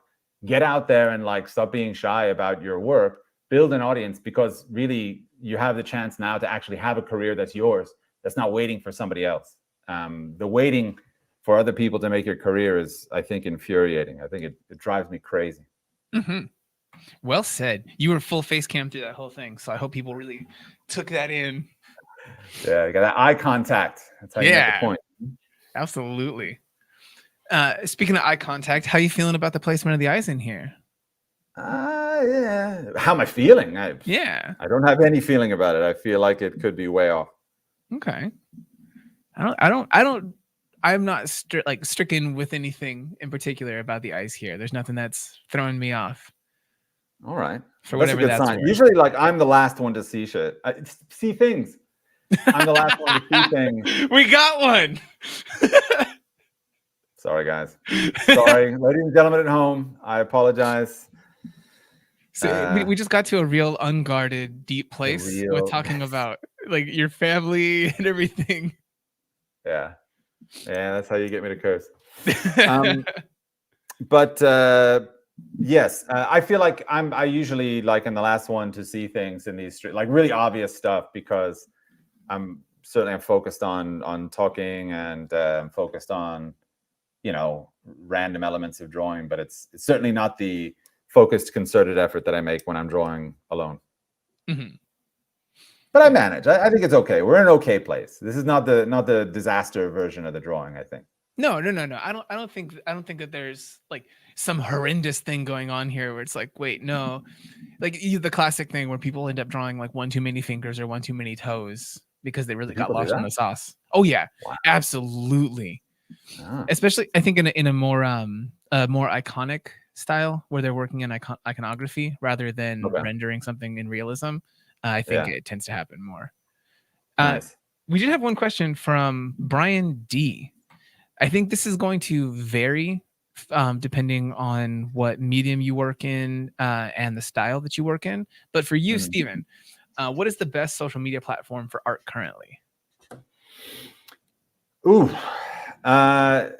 you know, I feel like I really risk to show a lot of my age in this, but I gotta say, I find TikTok really exhausting. You know, full disclosure, I'm 43, so like I guess I'm supposed to, but all right, so let's take this from a real perspective here. Like, what is your audience supposed to be, right? You would like that your audience is a group of people that are interested in your work and your interests, right? So I've been an academic for years and years and years.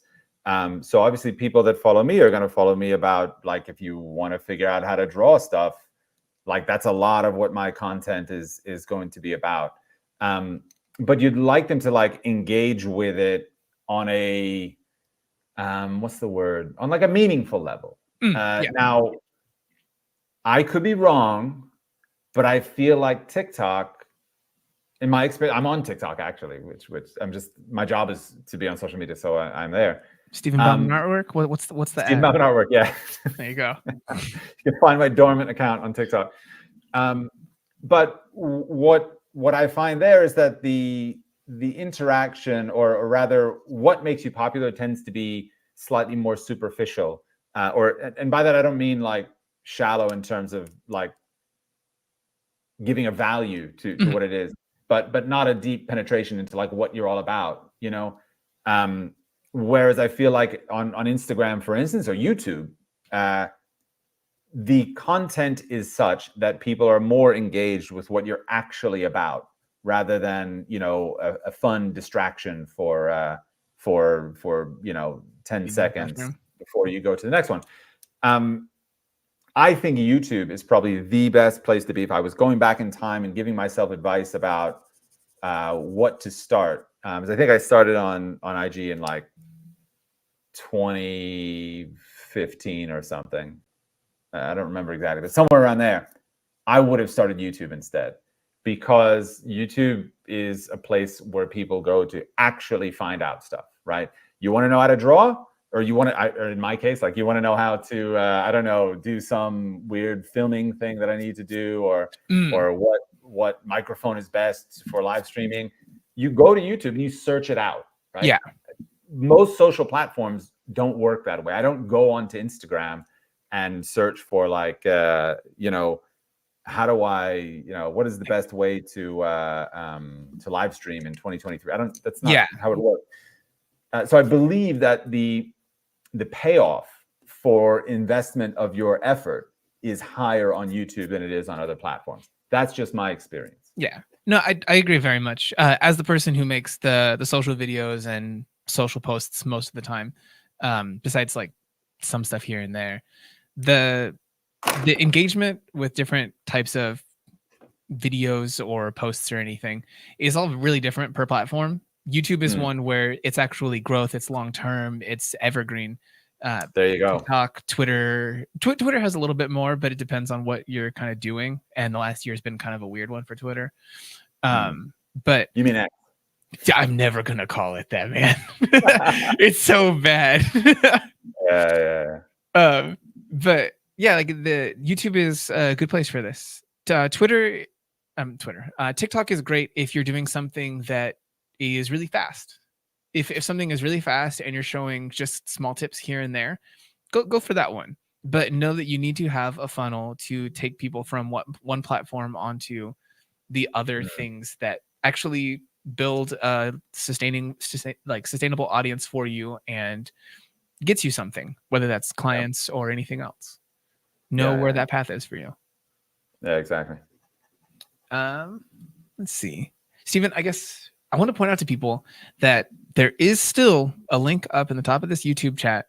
You click on that little blue button and there's a link in there for you to go ahead and say what your goals for 2024 are. Stephen will probably get to read those after this stream, and one of those people is going to get a free blocking course. So go do that while you can. Let's see, anything else? How long have we been on, by the way? An hour and 43 minutes. Hour and 43 minutes breezed by, Steve. Yeah. It just goes. What's your feeling on the whole Steven dynamic? I don't like Steve because my dad is technically a Steve. So I don't go for Steve. It's weird though because it's his middle name and I'm not named after him because he's a vegan. Okay. So I don't like Steve. I'll accept Steve, like Stevie, or like. Whoa! I gotta say, I don't like it. I get my hackles up a little bit when people shoot the Stevie at me. Like, I don't like it at all. I'll accept it because that's the one I was given. Like I was called as a child. So I still get this from my mom from time to time. So I have to accept that it exists and I engage with it. But no. If someone comes up and talks to you and calls you Steve Bauman, how do you feel about it? Oh, well, I mean, there's some Steves in my life. So I can respect that it's a common way to engage with the name. If you're like asking me, I would just say Stephen. Just always, go with people's proper name. It's a nice way to show that you care. Yeah. And I think this is a safe one. There was you've seen The Life Aquatic, the Wes Anderson movie? Yes, but like about 1 million years ago. Yeah, so his name is Steve Zissou, and there's a character in there who calls him Stevesy, and you know what? I think I'd accept that also. Yeah, there's nothing wrong with that objectively, right? I'm not mad at it. I guess so. We're at this stage with this drawing. What do you think that you'd be looking at and most taking an appraisal of to try to figure out where to take it across the finish line or leave it as is? I'd probably be looking at whether I thought it was any good or not. What are you thinking on that? I don't know. Like, it's all right. I think that there's like a good attitude in the head and like the composition is kind of interesting. I mean, what you're seeing on screen, there's probably about this much of the drawing that's kind of below visible, which actually I think makes the composition a little bit better.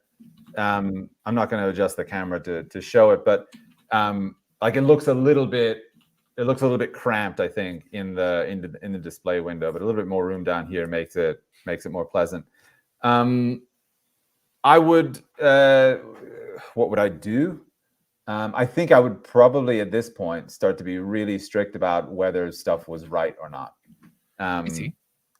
And up until this point, I'm just like moving on and trying to keep it as simple as possible, so as to make my mistakes also as simple as possible. The more that you get into detail, the more complex your mistakes can be, and therefore you need to be more certain about what you feel about the drawing at that stage. So all of this to me is a pretty generic, pretty general expression of the subject, which actually is ideal. It's like it's its own skill in itself to make a recognizable but very generic drawing.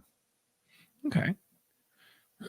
I asked the chat for some shorter rapid fire questions for you in this last little bit. If you find one that you really want to answer at length, please feel free. But also, give these guys just yeses and nos if they deserve them. Yes.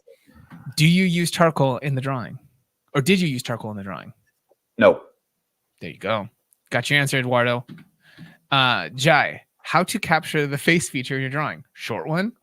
Is there a short answer for that, Stephen? Sorry. No, I don't have. I mean, I don't have one. There's not like a cool way to shorten that. Sorry. Okay. Meryl K, is it possible to go through the course digitally or on paper only? Oh no, I think it definitely applies digitally. In fact, I really, all right. So this is neither here nor there, and I haven't had any time for this because for the last 3 or 4 months, I've been writing a book, which is going to come out next summer. Ooh, but if people want to find out more about this book real fast, where should they find out about it? You cannot find anything about it real fast. I'm always talking with my patrons on Patreon about it. I'm always putting polls on my broadcast channel on Instagram about it. So if you want to know what's going on, those are the 2 places you can go: my Instagram, Stephen Bauman Artwork, or my Patreon, Stephen Bauman Artwork. But it has taken away from anything else I was doing, which at the time I was planning to do a studio sale, which now I forget why I was going to bring this up, why this is a relevant point. So they were asking if this is possible to do digitally or on paper only. Oh yeah, right. I think digital drawing is really awesome, and I absolutely love doing it. I have a 24-inch Cintiq, and I just use Art Studio Pro, which is just basically Microsoft Paint, but brought into the 21st century. And I for the first time, I'm going to actually include a digital work, prints of a digital work, in the studio sale. Nice. That's how strongly I feel about how cool digital drawing and digital painting are. Because for me, again, the artwork for me does not reside in the material. It's obviously, I think it's in us. It's our essential quality. That's what we bring to the table. Whether you work in oil paint digitally, but I could care less what it is. You can find so many beautiful artworks in all of these different mediums and materials. So do block-in principles apply across media? 1,000%. 1,000%. Have you? Are you a person who is familiar with the work of Hayao Miyazaki? Well, I might have seen it, but I don't know it by name. Okay. Yeah, he's made anime for a long time, and things that are outside of anime. They call him the Japanese Disney. But there's this video of him going and using a Cintiq for the first time to work on an animation, because he's like a paper and pencil kind of guy. And it's all the same thing. It takes you a minute to learn the new tool set, but it's like if someone handed you a pen and all you'd use is a pencil. You just figure it out. All the same stuff applies. Yeah, completely. So we got a question here from Karen. What paper did you use here? What paper do you recommend? This is actually one other very cool thing.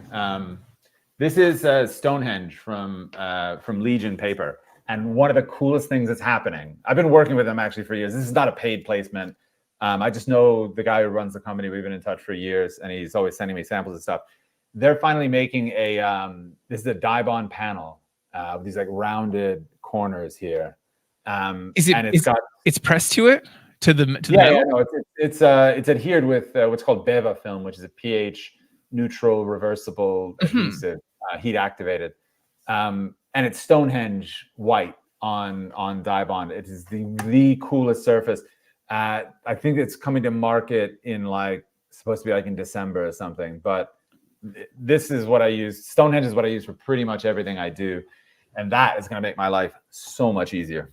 This is awesome. Yeah, this is Stan uses something like this for canvas for painting. Yeah, that's awesome. Yeah.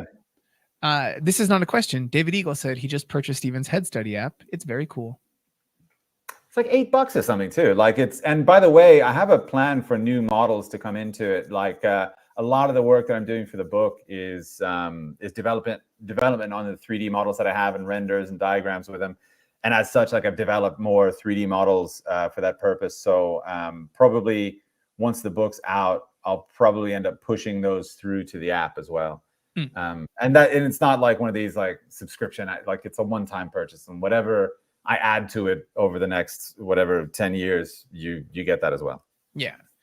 John Schroeder, could you please make those lips pop with a red crayon? I wonder if I do have any. I have some, once again, like everything in my life right now is like once I finish the book. But I got some pastel pencils, and I'm really pumped to do some, not like pastel, like full color, but basically like sanguine drawings that are highlighted with like different colors of like different pastels. So I have like these two, for instance, that I think are going to be interesting to harmonize with sanguine. And they're Conte of Paris. So I don't have a red one though. I have like sanguine, but that wouldn't really do it. Yeah, it would be a departure. Ooh. So we got a nice one in here that I'm sure you've gotten before. If someone spelling your name is Stephan. Yeah, that's okay. They don't have a Stefan in the family. They don't know what it's all about. It's all right. Yeah. I've been living this, for 43 years. Yeah. Seen it all.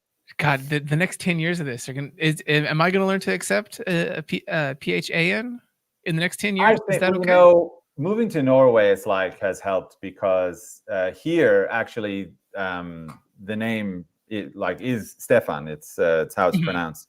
So like I guess it kind of softens my ears for hearing people that might use my name that way. I'd like that. In the States, though, in the States, you should know better. There are no Stefans, or very few Stefans in the States. Whereas in Norway, it's the norm, obviously. I was born and raised right there on the border of Arizona, Mexico, and California, and so I knew like 1 million Estebans, but no Stefans. Yeah.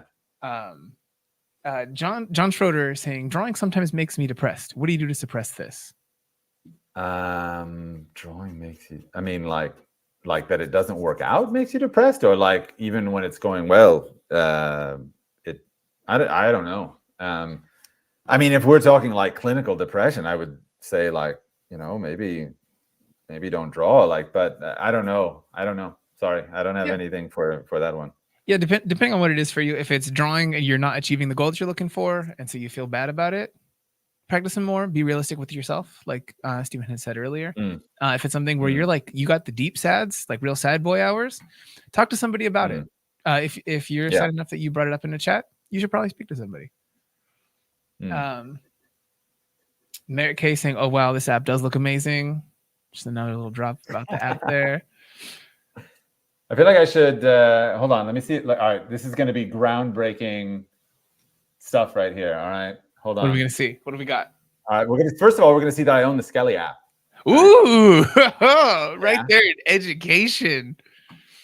And this is the Head Study app. So you've got 4 different models. You've got the skull. You've got the simplified planes of the head. You've got a complex planes of the head. And you have an écorché model. Now, here's what distinguishes this app from other apps and makes it, I think, very cool. Is that you have 2 different light sources that you can completely control, like where the light comes from, and you can also control the hue and intensity of the light. I could have like a warm primary. I could have a secondary that's coming in that's, say, like blue violet or something, right?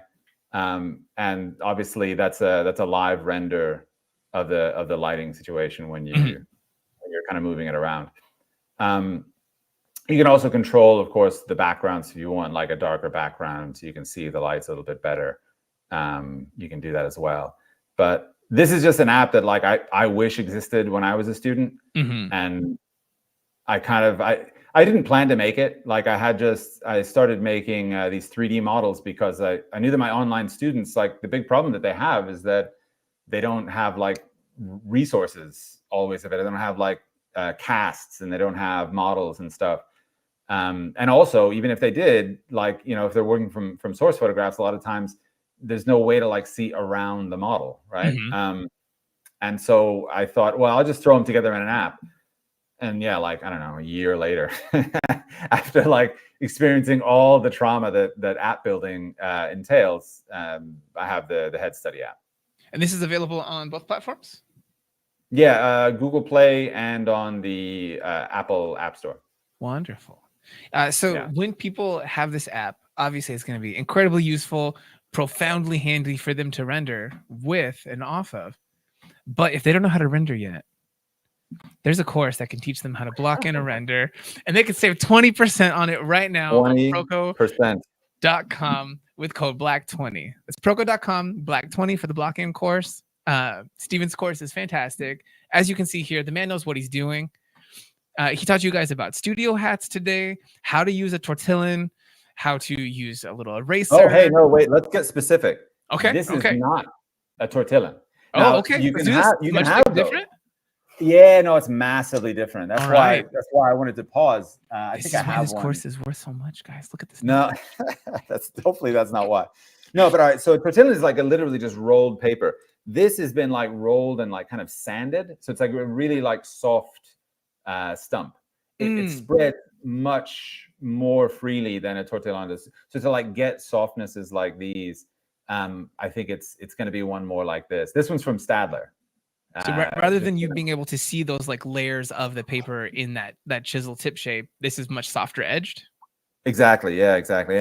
Unfortunately, I don't have like a new one that you can see, but this is like the closest that you can come to it.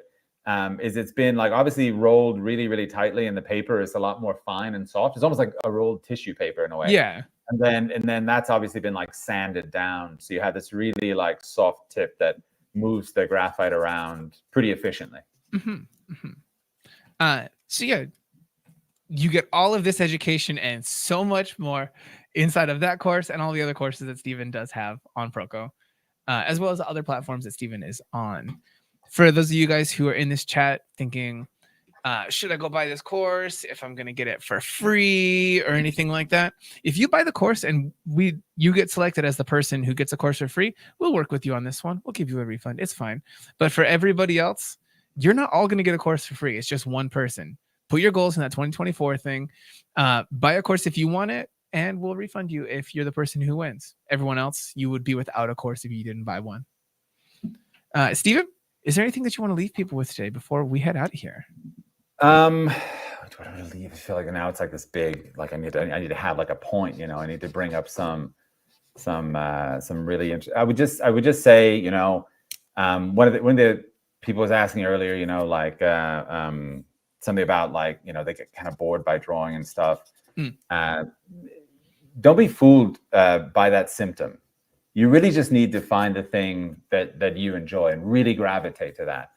It sounds like such kind of such a platitude, such a nonsense advice when people say, "Oh, just draw or paint what you love." And when you express it that simply, it kind of is. It's oversimplified. You don't really understand what it means. But what we're trying to say when people say that is like, that's the only way it can work, because you're going to have to be focused so hard and working so long to get good at this thing. You'll never invest like that unless you're working on the thing that you love, right? So figure out what it is, think critically about the things that you do like, and try to understand yourself a little bit better. That's the key to knowing what you should be working on that's going to help you get actually better. That's what I'll leave you with. Okay, this is a good one. You said you were going to struggle with like having something profound to leave it with, and then you say all that. Championship level teaching. So Stephen, thank you for doing all of this. Just as a reminder for people, where can they find you online if they want to follow you? Or right. Let's talk about places. If you are on YouTube, that's Stephen Bauman Artwork, the channel. Subscribe, please. We just hit 100K last month, and that's really exciting. Also, I'm on Instagram. That's Stephen Bauman Artwork on Instagram, which actually, this is bonkers crazy. I'm probably today at, I think, 499,000. 499,000. So I'm about to hit 500,000 on IG, which is like not a place that I would expect to find myself, but there we are. And then if you want to get like in-depth lessons or actually work with me live in the Block-In Bootcamp, you can go to patreon.com/Stephen Bauman Artwork for a subscription fee. You can work with my courses there. The Block-In course, however, is its own kind of specific thing that you're going to find on proko.com/Stephen Bauman, which is 20% off right now. Nailed it. Fantastic. Is there a website that people can find just like all of these things on? And then probably a sales link for a book later on. Oh, like, well, all right. So there's my personal website, Stephen Bauman Artwork as well. You can go there. There's of course going to be some courses available, but the sale, of course, is happening just at Proko. But usually things like the Head Study app or the book that I'm releasing, it'll all be there. If you're following me on Patreon, by the way, you can follow Patreon without.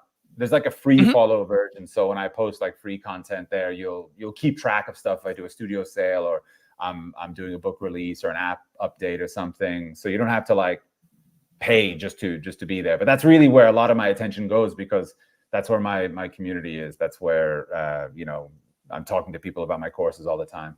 So if you just want to keep up generically, you can do so free at patreon.com/Stephen Bauman Artwork as well. Perfect.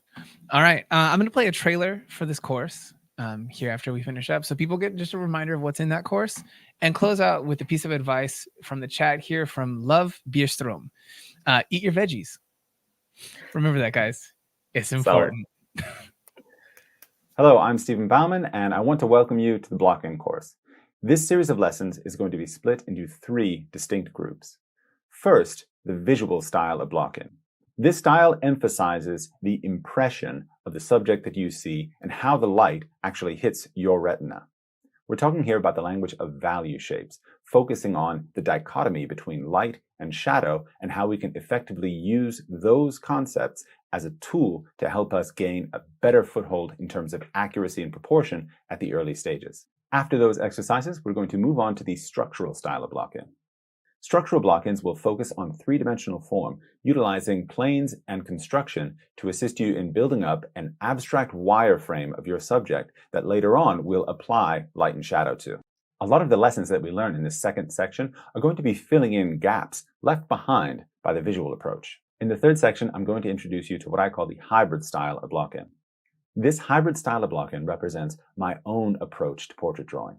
Over almost 20 years of experience as both a student and a teacher, I've studied in depth a lot of different approaches to blocking in, eventually combining together the strongest and most effective parts of each one into what is, in my opinion, the most versatile approach to this first stage in the drawing.